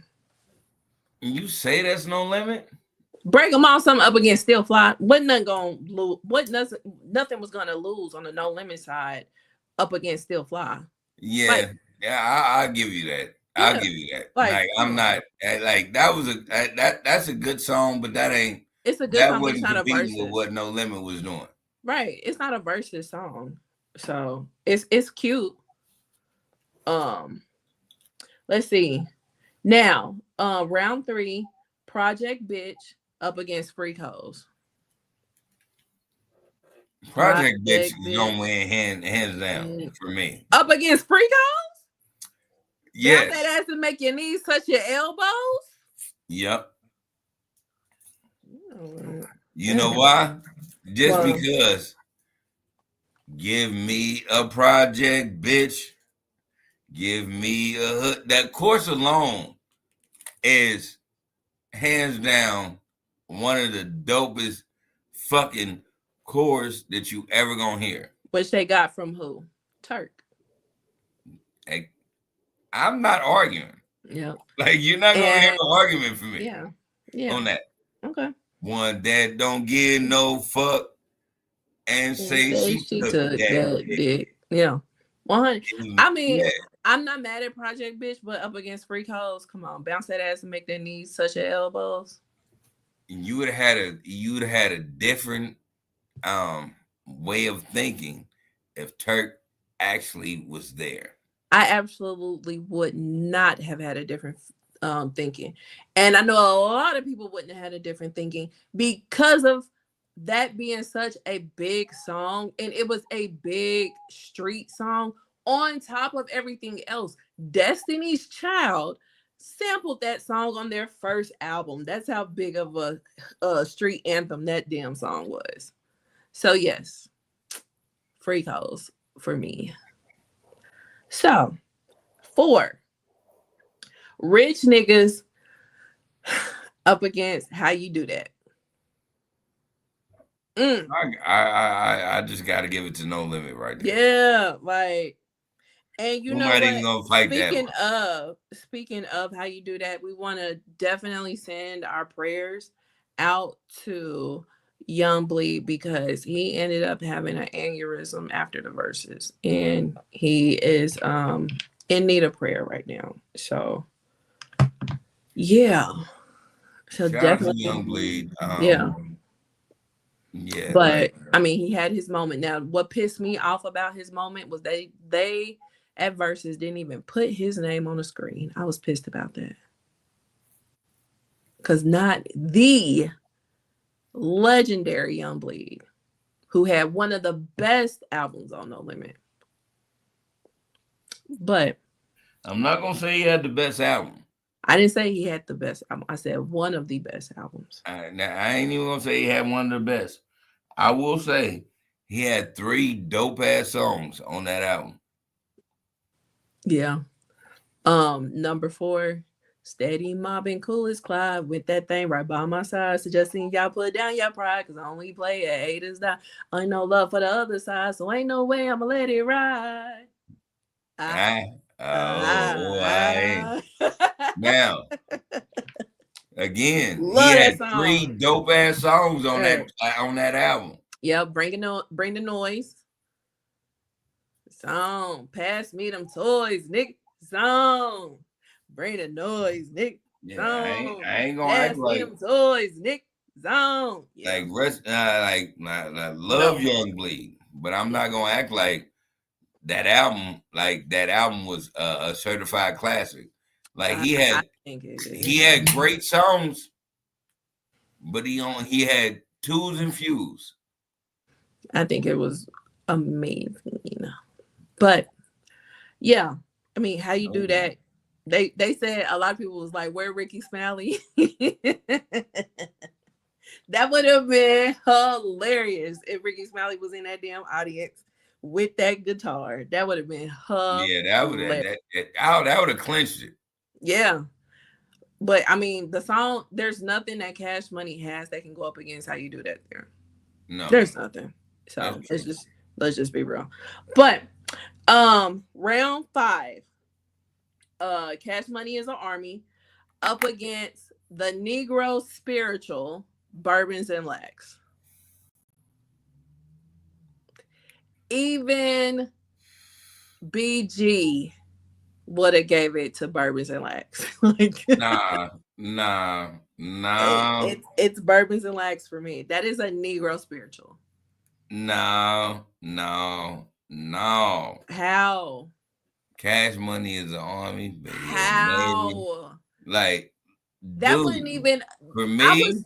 I was so pissed that they used that as the lead single for Chopper City in the Ghetto. Like, I did not understand why they chose that song. And you're talking about that is better than Bourbons and Legs? This is for the players and the Cadillacs. The 10s and the 12s bumping in. I really think that they shouldn't have even competed with each other. They should not have. It was 2 different vibes. I will give you that. But since they did,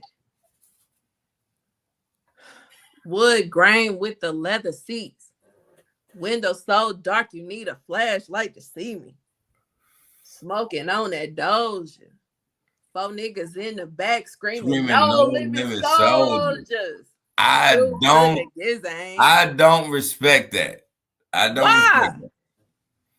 And the reason why I don't respect that is because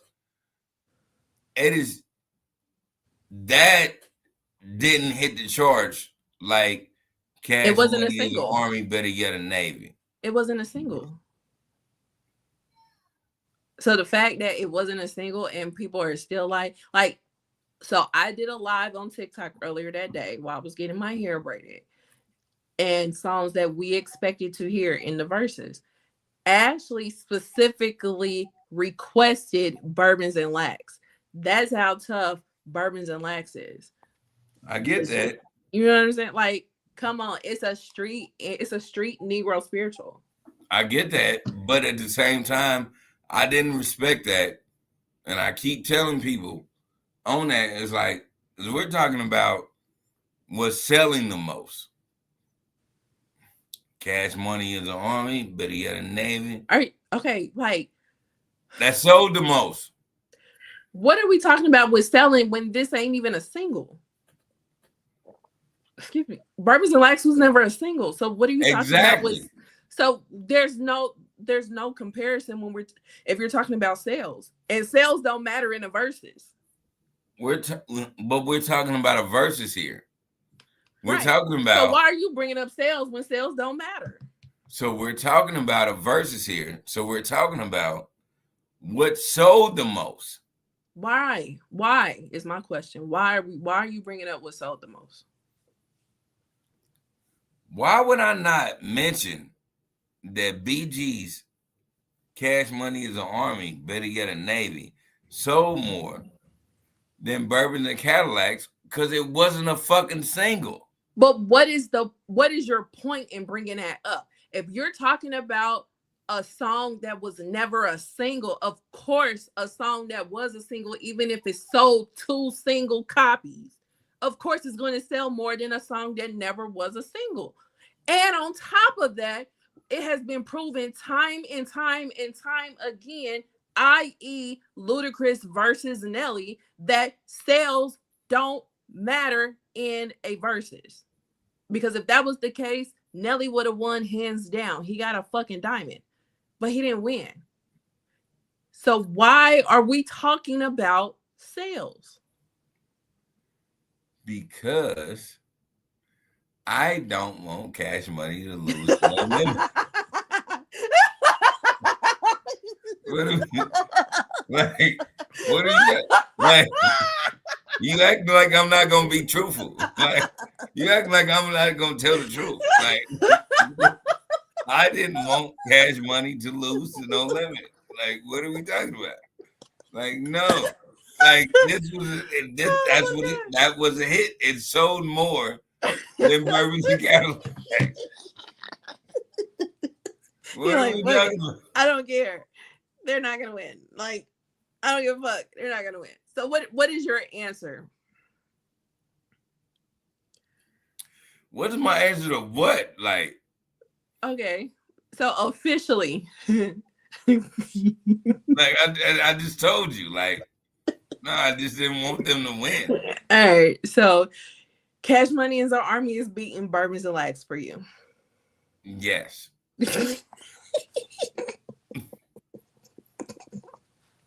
All right. All right.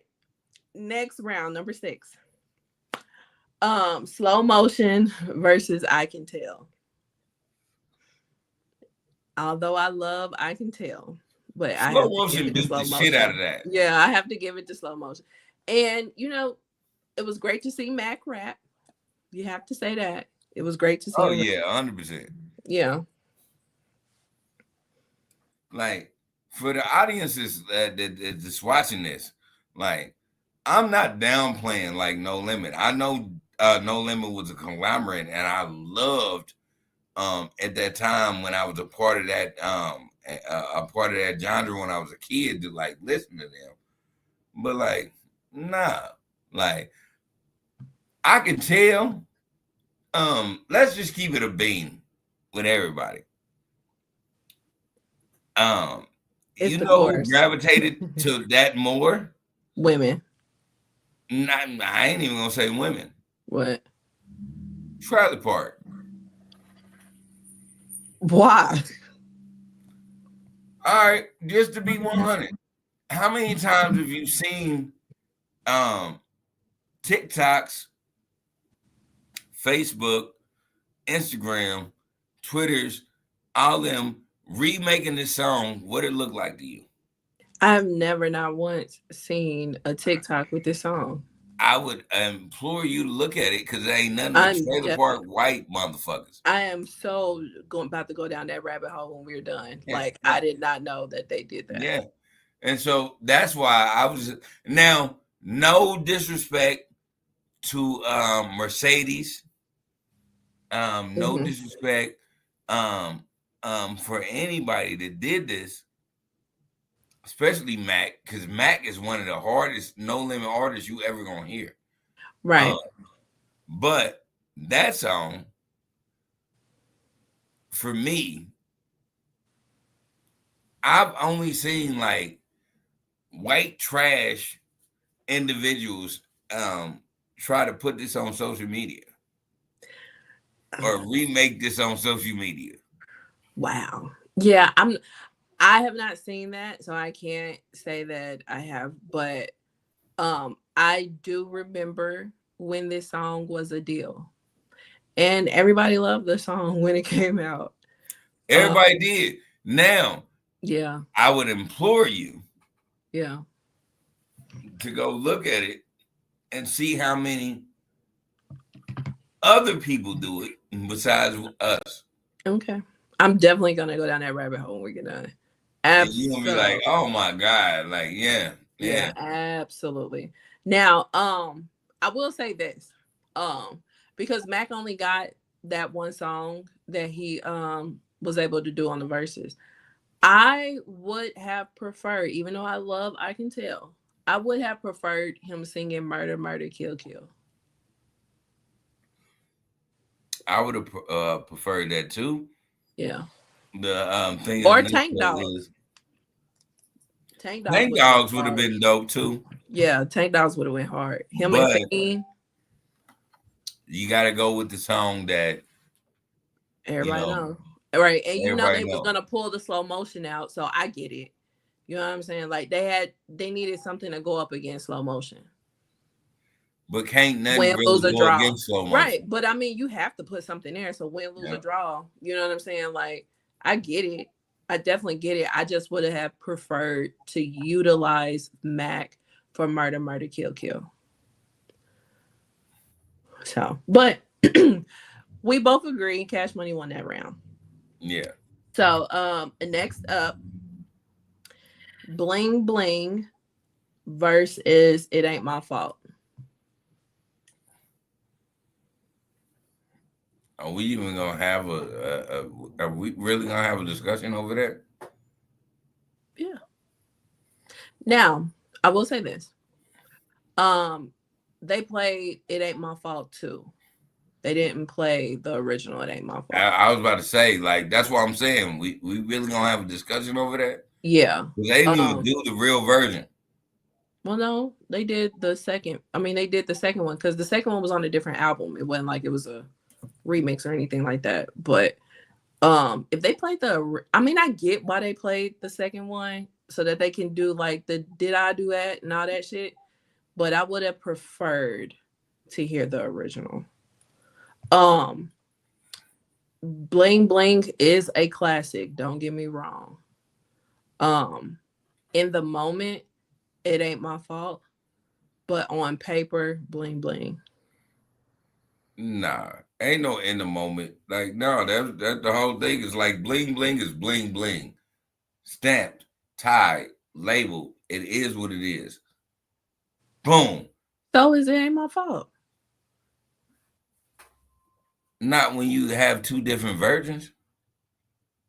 Agreed. Not when you have two different versions. I'm not gonna hold you. I was upset they played that version. Like I wanted the original. I didn't want the second one. But in the same breath, I get why they played the second one. And on top of everything else, It Ain't My Fault was a big song. Both of them. But they were big. Again. No. But it ain't bling bling. I get it. It ain't bling bling. So that's a whole that was a whole thing. Like, just to keep it 100, the whole thing about bling bling is they didn't trademark that shit. Right. And they ended up putting that shit in a dictionary and everything. Like, BG will be a billionaire if they exactly shit, So, but anyway. So, yeah, so Cash Money got that round. So, next one is Set It Off versus Mr. Ice Cream Man.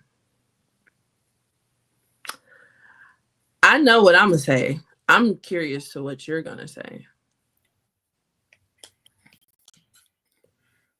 So you saying lyrically?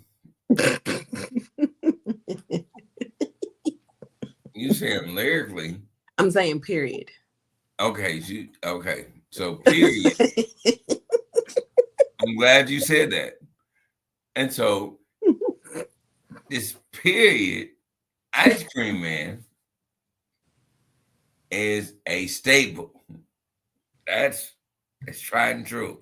But ain't no buts. But ain't no that wasn't no Bob. Oh, you listen. You are not about to play on Beyonce's internet like that. Listen to what I'm saying. I would not. It wasn't no Bob compared to that. That wasn't even a big bop. The only and I like Set It Off. Don't get me wrong. However, I feel the appeal for Set It Off is because of the beat, because we know it from UNLV.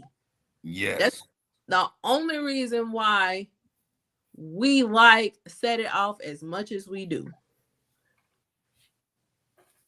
I don't think that is a good enough reason to beat Mr. Ice Cream Man. I don't feel like there's really anything in Cash Money's catalog that can go up against Mr. Ice Cream Man. Mr. Ice Cream Man was a movement when it came out. You know what I'm saying? Like, he was huge. He was a huge independent artist. Again, I've said this to the audience, and I'm gonna say it again. I get that. I will do that. I am just a superiorly Cash Money fan, so I'm just saying.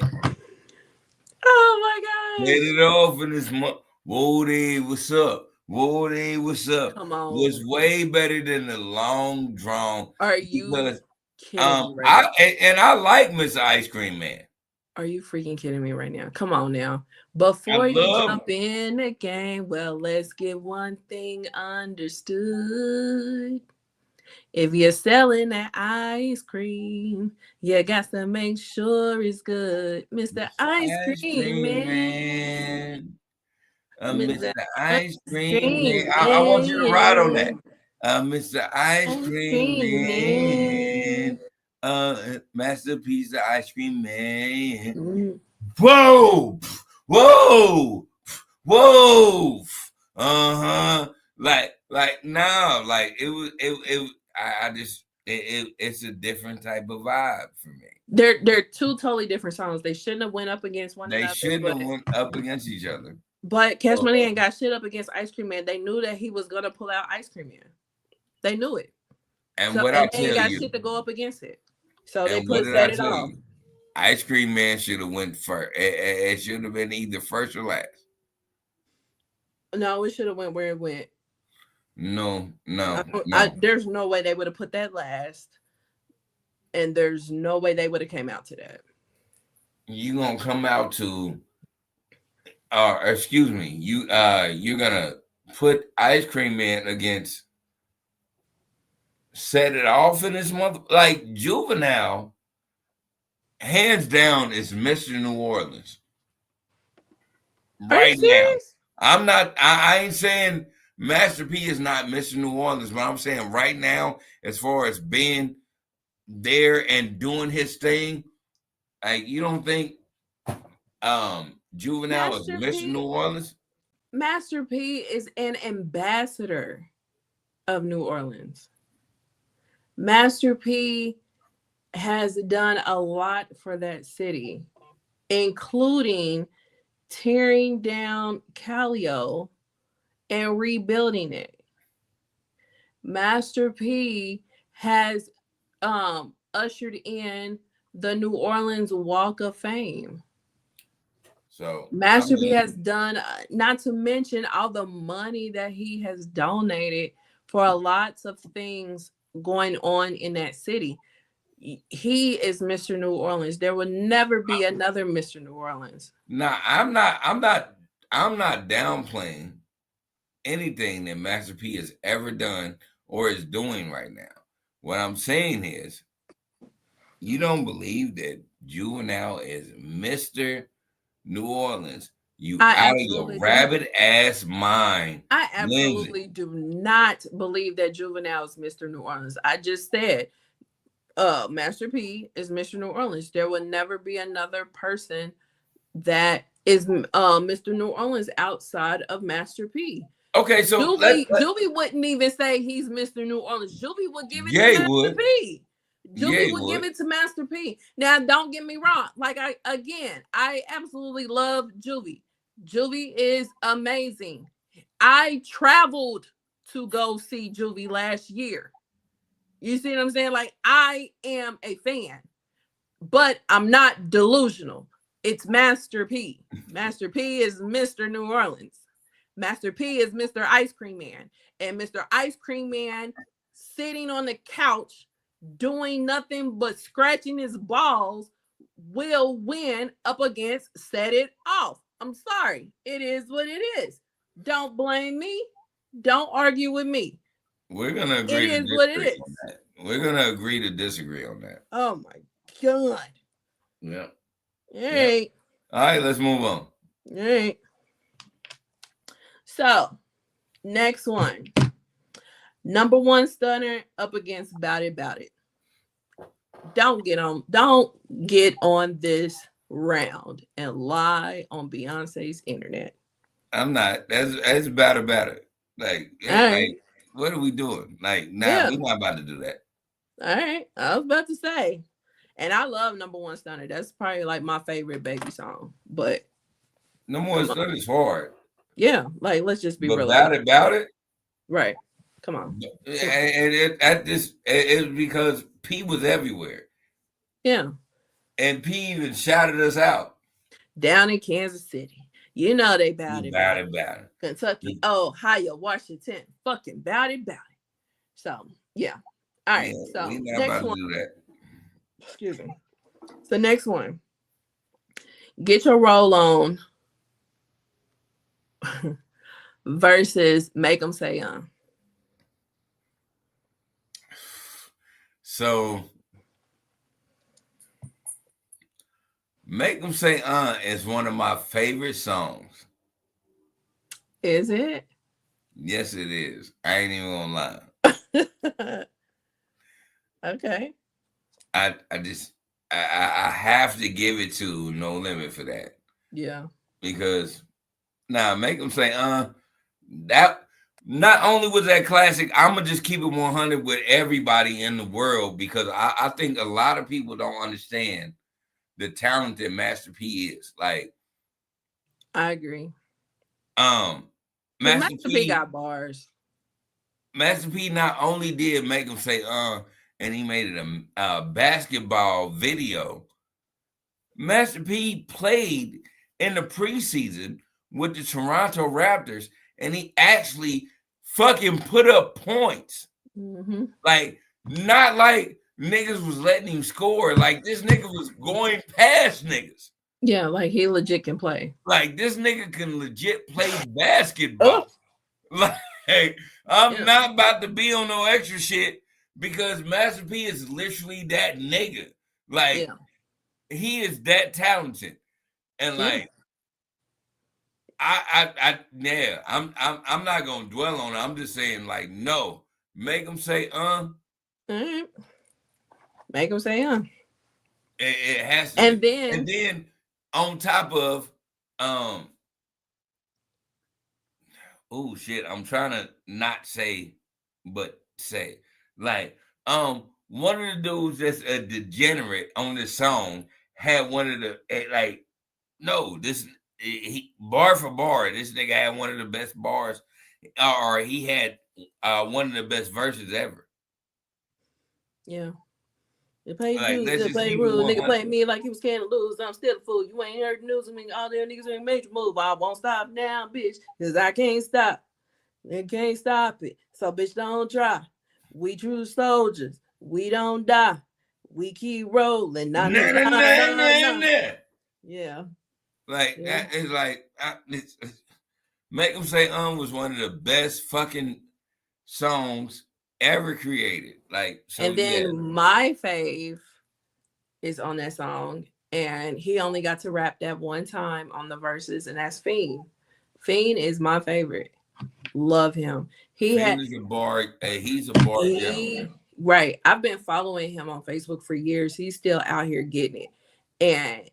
But there's One in Every Family is top 5 No Limit albums easy.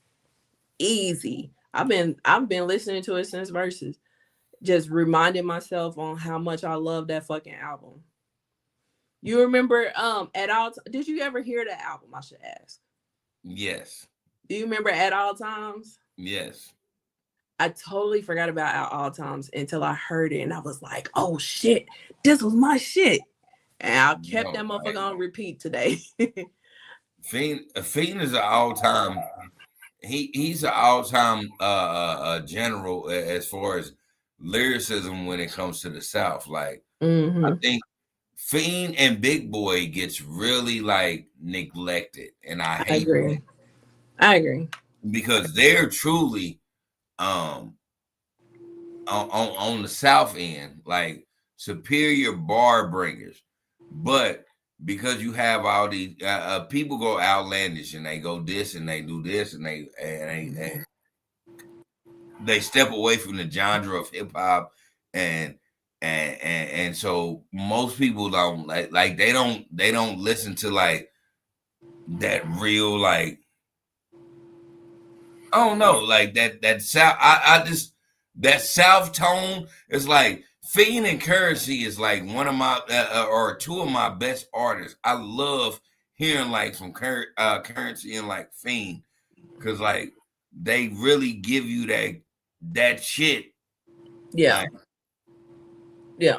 I don't know. I don't know. I listen to a lot of underground shit and I just be like, I just don't understand why niggas don't be paying attention to these niggas. But I get why these niggas do what they do because they rich.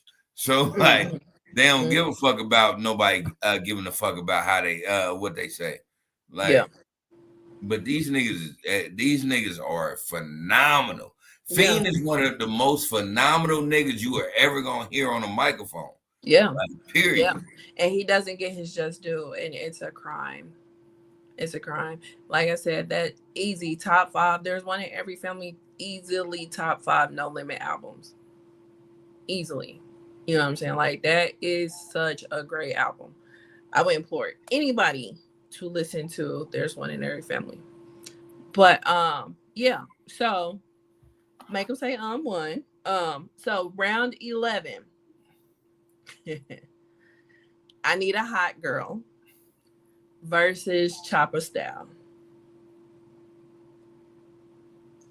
Now, me personally, I understand what Chopper Style does, but I never was a big fan of Chopper Style. So for me, it would have been I Need a Hot Girl. I mean, just to be quite honest, like, you know, Chopper Style, chop, Chopper Style, Chopper Style, chop, chop. We want chop. You want chop. You want chop. Like, I get it. That's okay. I get it. Yeah. Like, if I hear it, I'm gonna dance to it, but it's not like I'm gonna be like, ooh, put on that Chopper Style. Like, I'm not doing that. Ain't nobody doing that. But motherfuckers is definitely saying put on Hot Girl. Yeah. Motherfuckers is definitely saying that shit. Yeah. So, like, generally speaking, I'm sure Chopper Style won, but for me, I'm gonna go with I Need a Hot Girl, and I'm assuming you are as well. Generally speaking, nobody said Chopper Style won. No, I think Chopper Style did one because Chopper Style was a big song. Chopper Style was a big song. It was way bigger than I Need a Hot Girl. Like, we're not gonna do that. It was way bigger than that, but was it? Yeah, I don't think so. He literally still gets booked to this day to do that one song. I don't think so. I don't think that is the truth. No, I think he still gets booked, but I do not believe that was ever a bigger song. Yeah, I do. That was actually, it seemed like that was like No Limit's last big hit was Chopper Style. And it came out of nowhere. At least it felt like it. But anyway. Yeah, it felt like it. That wasn't it. Wasn't it.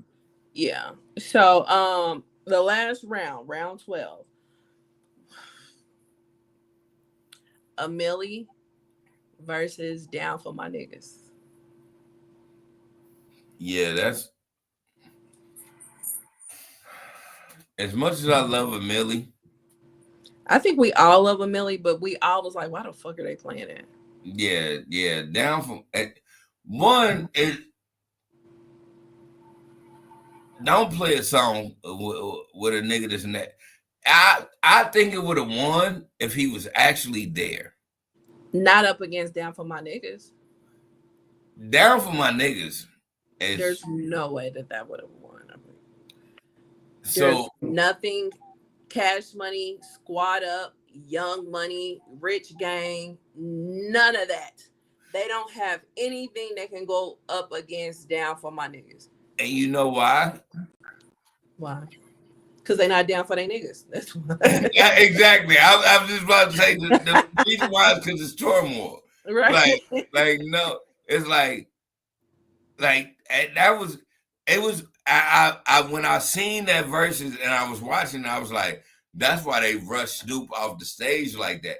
Because Snoop is one of everybody, y'all can talk that shit about Snoop, but if Snoop had a problem with a nigga, like Snoop gonna stand his business. Like, so when he really was rapping that shit, he was rapping that shit to them niggas. Yeah, 100%. They rushed him off the stage because you felt it. Yeah, they rushed him off the stage because Snoop was gonna stand on business if them niggas would have said something. Mm-hmm. Yeah, fuck what you standing for and fuck what you who you came with, and the middle finger the whole time he was up there. Yeah, it was gonna be a problem. Yeah, that would have been a real. And like, Nah, they gotta rush Snoop off stage because Snoop mean this shit. Yeah. Yeah. Y'all can It was talk that definitely gonna shit be a about problem. Snoop. Everybody can be Right. like, "Oh nah, Snoop getting old and woo woo woo woo woo woo Nah, woo." Snoop ain't Nah, that damn Snoop mean old. this shit to these niggas for real. Like Snoop Snoop ain't that really damn meaning old. this shit. You're Like right. if niggas would have ran up on Snoop, Snoop would have snuck that long ass fucking left. Yeah, no, Snoop meant that shit. He meant that shit. Like I was looking at that shit, I'm like, ain't nobody paying attention to how when he did his bars and he did his verses, and that ain't because I'm high. It's like I'm looking directly at these niggas, like fuck these niggas, fuck the Yeah. other niggas, cause I'm down for my niggas. Mm-hmm. Like, and they hurried up and got this nigga off stage because, like, Baby was already drunk too. So if Baby would have He came was over drunk as there, a skunk. Snoop would have stole that nigga Baby. Yeah. I ain't even gonna like just to keep it 100. Like, nah, like not saying like any of these niggas are tougher than the other one, but I can guarantee you, if Baby would have came over there, like, man, what the fuck you looking at us for? Snoop, Long Beach ass would have stole on Baby.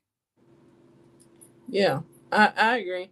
You know, they said they was saying online that if C Murder was there, he would have stolen Baby after that rant. Oh yeah, he definitely would have. Yeah, he would have definitely did that. He So, definitely would. If he would have been like, if Master P would have, because Master P is so humble. mm-hmm. If he'd have been like, yeah, I know you started this shit, C Murder would have been like, man, fuck nah, nigga. Yeah, yeah. We was doing this, blah, blah, blah, blah, blah, blah, Right, blah, blah. right. Like, yeah, it'd have been a problem. Oh, 100%. It would have definitely been a problem.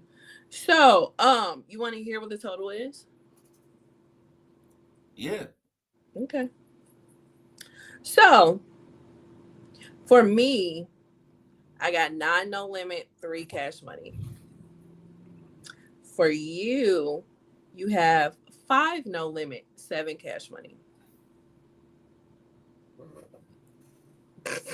Of course. All because you're in Of course I was denial. gonna have that. That's because you're in denial. So, it'd be like that. But at the end of the day, no limit won. The general census online says that they won. I haven't seen Billboard scorecard. Last time I checked, it wasn't out yet. So let me see if it's out now. Let's see. Versus. It's probably gonna have my same outcome. You think it'll have your same outcome? I told you before, like, we gonna go through this, and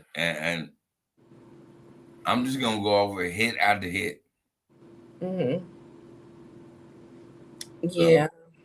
So. A lot of people was going back and forth because, like, Ashley, she went back and forth on who she thought was going to win, and then she watched it, and then she rewatched it, and she was like, yeah, I think it's no limit. Billboard still ain't did no scorecard. That's crazy. But yeah, like, yep, they still ain't did their scorecard. I guess they not gonna do it because it's about a week now. But yeah, like the general census online, it was a lot of foolishness going on with this versus, one of them being that Wayne and Turk wasn't there. Baby did get on the mic and do a little rant on Turk. And then, Tamar being obnoxious. What else? Jacquees was there. People forget that he was signed. Yeah, I seen at Jacquees one point. Yeah. So he was there. Big Court. Shout out to Big Court. From He's Holding. definitely a supporter. Yeah, Holding Court. I did not know this beforehand, but apparently he was signed to No Limit. He was on stage. You didn't know that? I never heard of him until Bone started appearing on his podcast.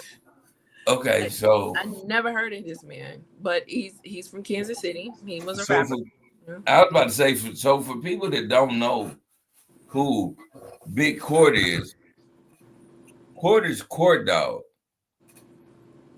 one of the first artists that was signed to No Limit. What He a that lot of old? people don't understand is um Master P was so genius. He signed a lot of people to like great deals when he got on. Court Dog was one of the first people that he actually got to sign on, and like now he was regional in New Orleans, and he also was worldwide because he was able to, because they were underground. He was able to do like shows underground. So like Court Dog is fucking probably richer than most of the niggas y'all think is rich. Yeah, I didn't know him before he started interviewing Bone on his podcast. So, shout out to him. Yeah, Court Dog, Kansas City's own. Like this nigga's really, he's really from the cloth. Yeah. Like, and he's I don't know, like he put people on. Like he got his daughter on. He got his people on. Nah. He's a different type of breed. Like, nah, this nigga got a different type of money, and that's not me like being on no extra. I'm just saying like he didn't been through it. Like, yeah, he started having properties in Cali.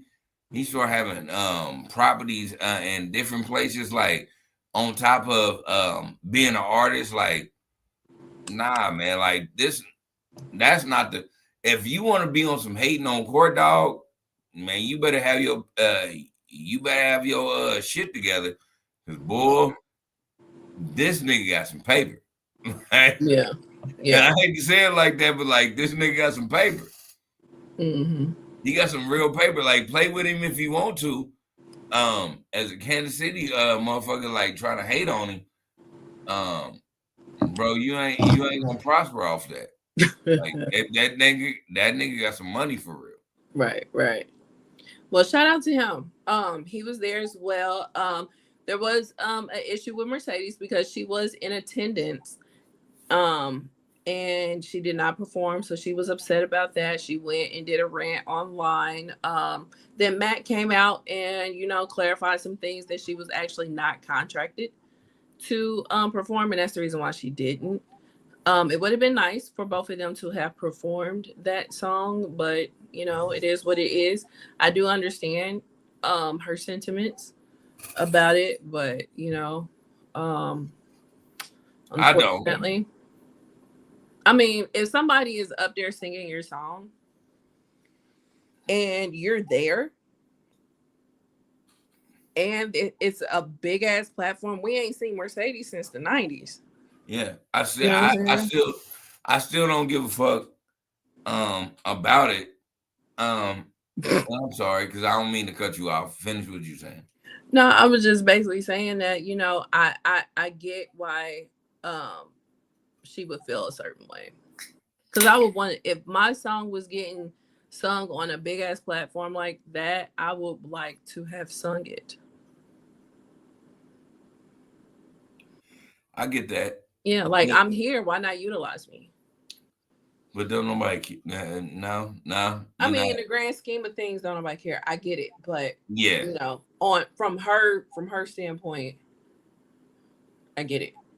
So, what else? Like I said, Tamar was there. A lot of people was annoyed with Tamar. That was crazy. I didn't understand the whole Tamar thing. It's like, okay, so there was a few things. Okay, Tamar is Baby's sister-in-law because he's married to Tony Braxton. right? So initially I was like I forgot, and then I'm like, oh shit, yeah, they are family. Like if baby was my brother-in-law, I would definitely pull that card. Can I go? You know what I'm saying? So I 100% am not faulting Tamar for being there. I'm not faulting Tamar because people was trying to say that she shouldn't have been twerking. I'm not mad at Tamar for twerking. It wasn't like she was twerking on baby, but she was twerking on stage. I'm not mad at that. They got a lot of songs that make you want to shake your ass. I get it. What I would not have done, which a lot of people are pissed off about that she did, was she wiped the sweat off a baby's head. And that's a bit too intimate.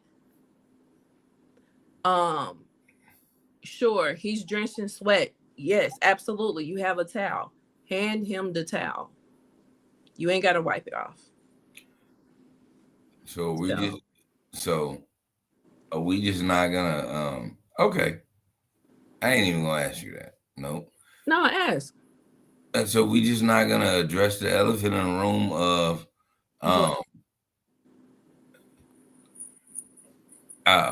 baby's probably fucking the shit out of Tamar. I would hope not. But a lot of people were saying that. And then a rumor got started that Tamar was actually dating him before he dated Tony. Yeah. I don't know what to be fact or fiction. It's not my business. I don't give a damn. I ain't dating none of them, so I don't care. But it doesn't help matters that the Braxtons is airing right now, the biggest fight that we've ever seen from them. And one of the allegations that got thrown out in this fight was that Tamar did sleep with one of Tony's ex-boyfriends.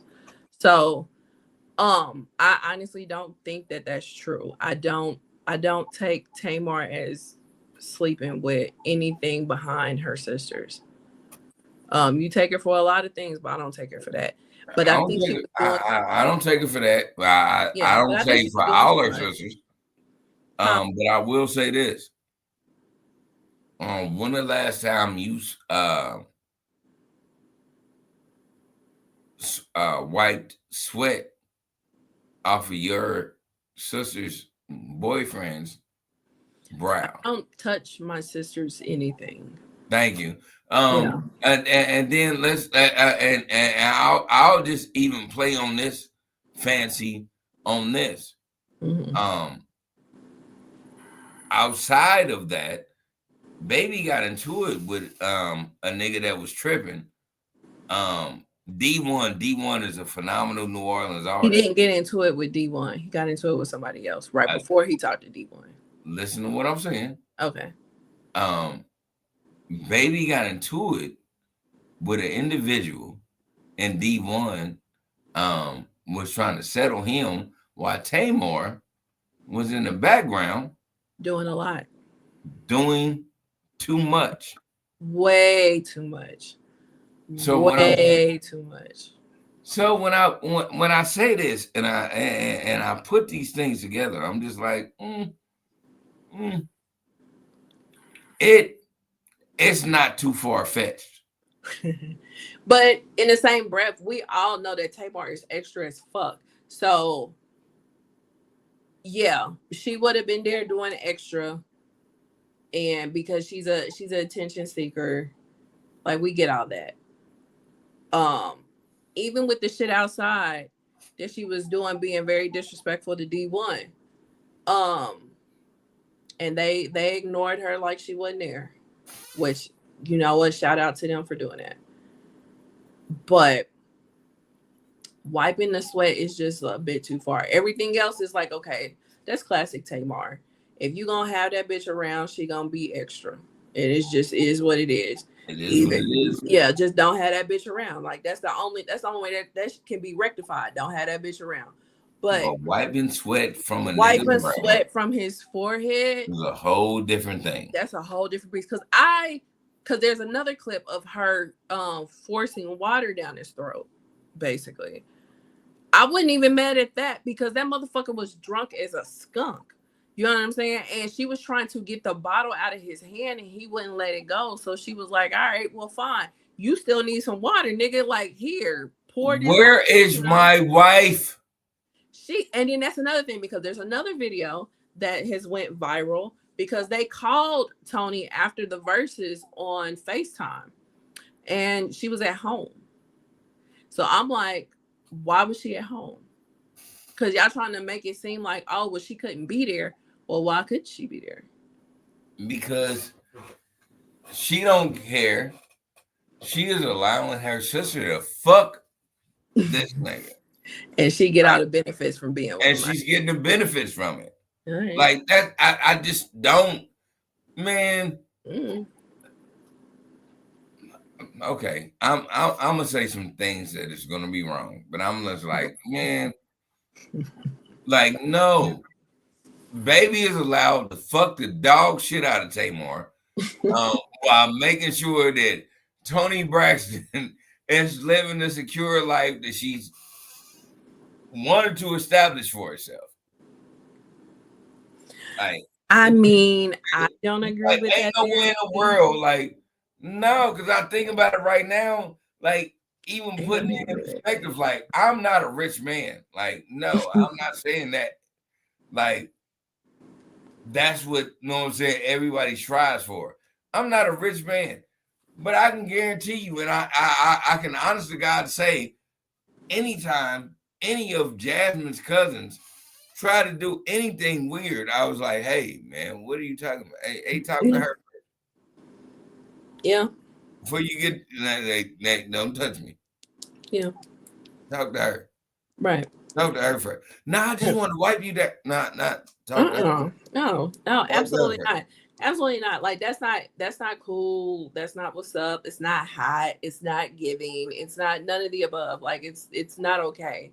And it's for something as minute as wiping sweat off, it is major. And yeah, like, That's no, a lot. Yeah, like, no, we're like, let's keep it. Let's keep it a total bean. Mm-hmm. Most people don't want to touch sweat. Period. Yeah. Most. Hell, I don't want to touch my own Most sweat. people not want to touch sweat. Most people don't want to touch their brother or sister or anybody's anything. Right. Like, man, like, that's your bag. That's your job. Yeah. Like I said before, at best, I'll give you the towel. Oh, I'm in between you and the towel. Well, let me get it. Like, I don't. That, absolutely. But your hands work. You can wipe your own motherfucking sweat. I'm not doing that. Ew. I guarantee you, on any given time, like, nah. The fact that she did it lets you know there's something going on, because for me, I just think she was being extra, but she just went a bit too far with the extraness. But you know what? You like it, I love it. Like, because the person that should be getting in her ass is Tony, and it's the absence of Tony that lets me know that it's something different. Tony is not gonna be in no hood shit like that. So you allow your sister to be there, and then your sister on some bullshit wipes the brow off this nigga's face. Mm-hmm. Man, get the fuck out of here! Like, I'm not falling for the bullshit of this nigga ain't fucking her. Like, I'm not gonna subscribe to that, because I don't. You can't. You don't have to. Well, I'm just saying, totally 100. Just being me, like, ain't no way in the world Jasmine was like, nah, I'm not showing up. But her cousin was like, I'm gonna show up and I'm gonna wipe his brow. You don't think she wiping my dick too? Get the fuck out of here. Like, I wish people would just keep it 100 with themselves. Like, nah, because everybody wants to get in where they fit in when it comes to money, for real. Like, no, they gonna get in when they fit in when it comes to money. They ain't gotta act like they got the money, but like, they gonna get in where they fit in when it comes to the money, for real. Okay. All right. Well, you have your opinion and I have mine. At least I hope she's not doing that. But you know what? Like I said, that ain't none of my business. And that is for Tony to handle. So yeah. So that is versus No Limit versus Cash Money. Um, I don't have a final thought. So Jerry's final thought, take it away. Oh, cool. Because this is something that it's been weighing on my heart for a long time. Well, not a long time, but since this government shutdown came into play. I've said this before, but it's been plenty of people that want to talk about how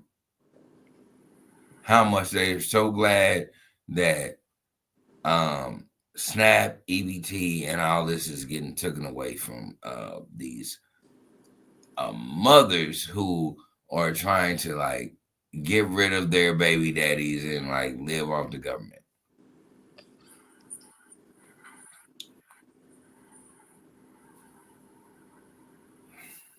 Hold on, because I wanna make this make sense to people. Mm-hmm.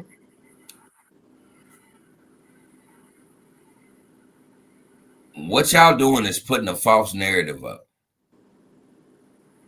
Y'all don't understand that the people that are living off of this are not always what you think they are. They're your grandmothers. They're these special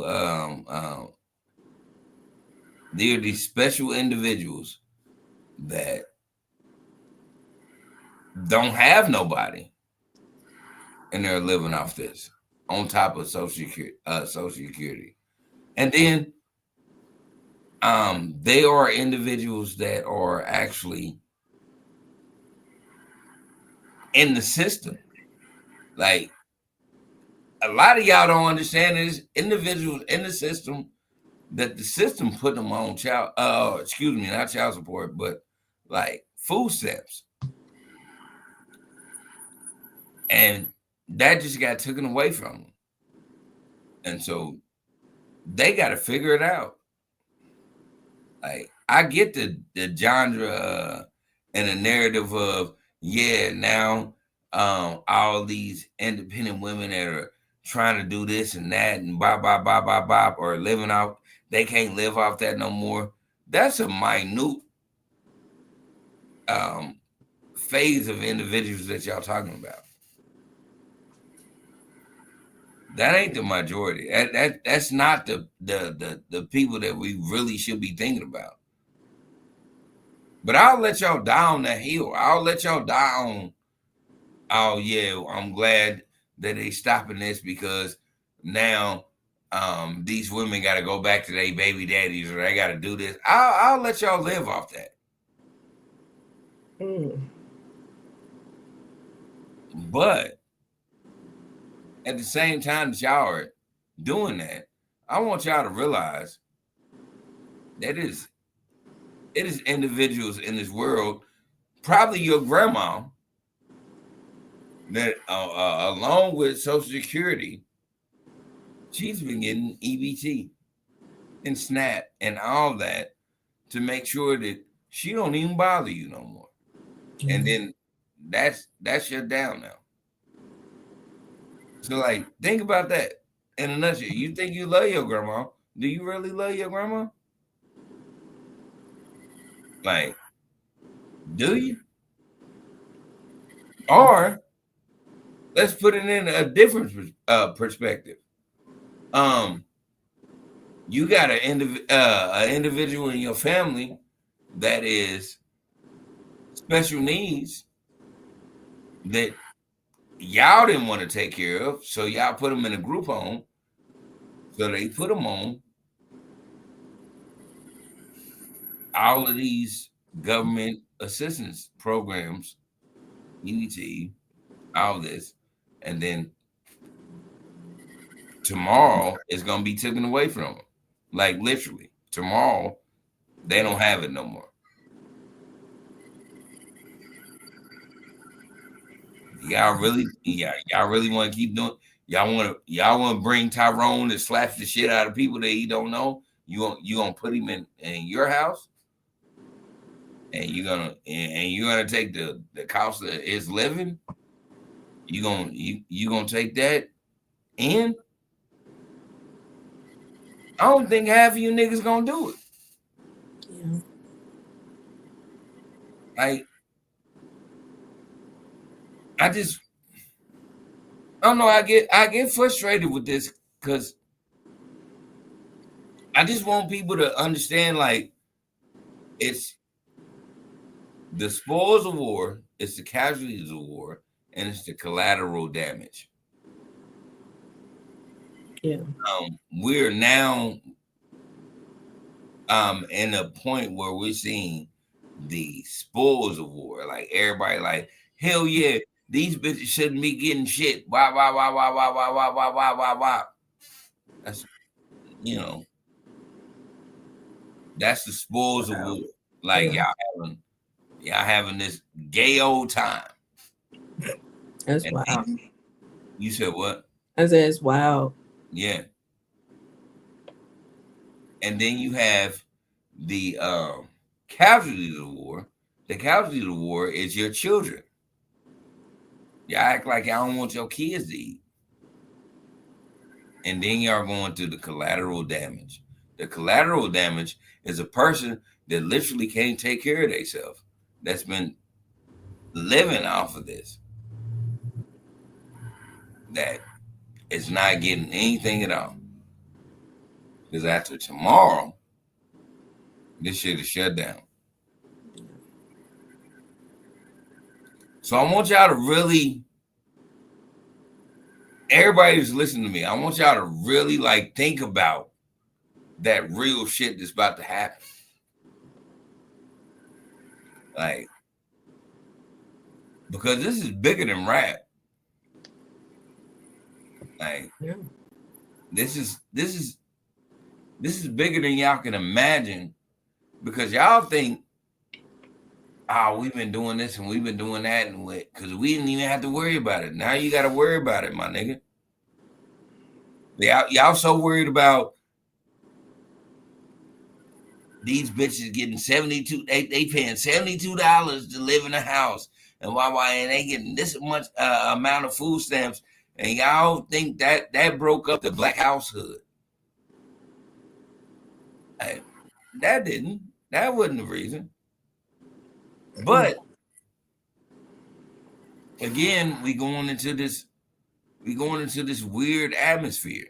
But I ain't even gonna talk about that. I'll just go right back on what I was saying.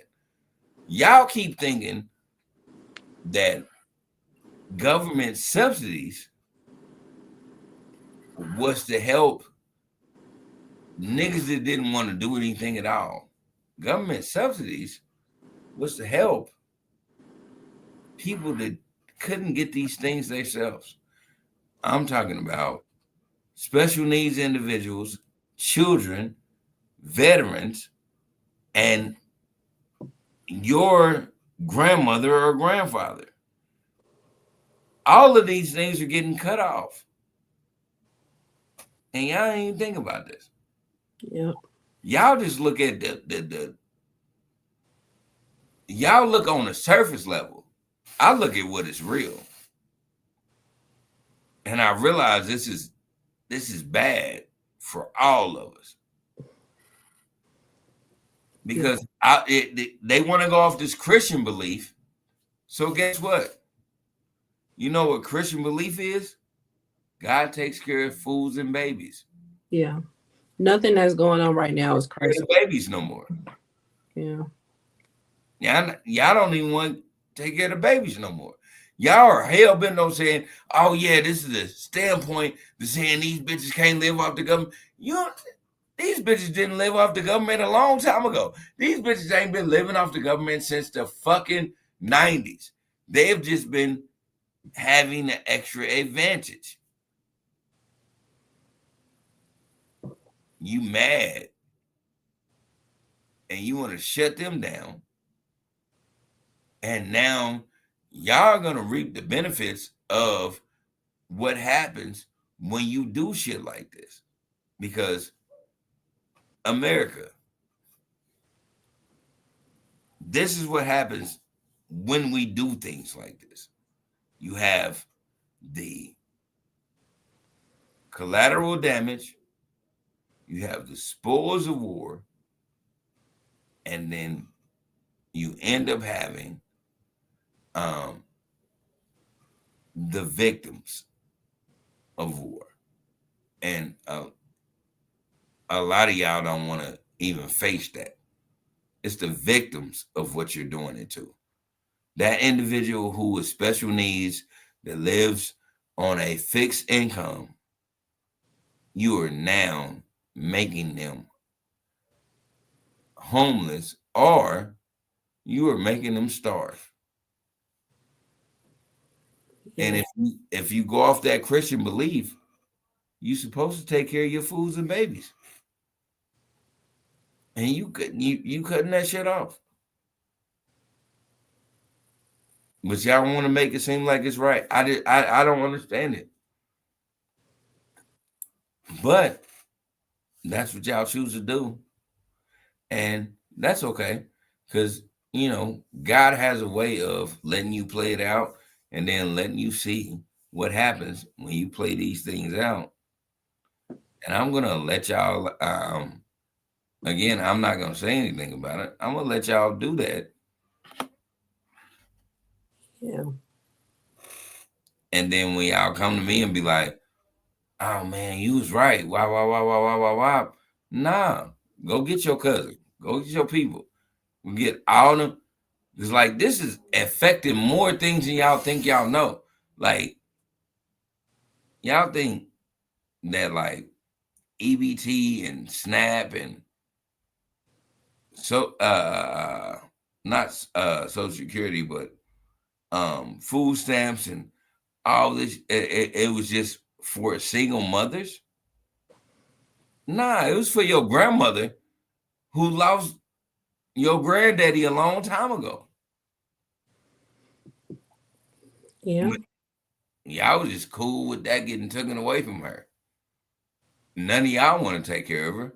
Who gonna take care of her? Because the government ain't now. It's shut down. Yep. Pretty much. Like, I think and I know I went on a rant, but my Jerry's final thought is you can't never say you for us if you ain't really for us. I agree. I definitely agree. And I'm sorry, what'd you say? I said I definitely agree. And as always, take care of yourself and others. For real. Yeah. Yeah. And thank you, as always, for Jerry's final thought. And yeah, this is episode 180 of the Ish We Talk. And we will see you guys for episode 181. Bye. Exactly.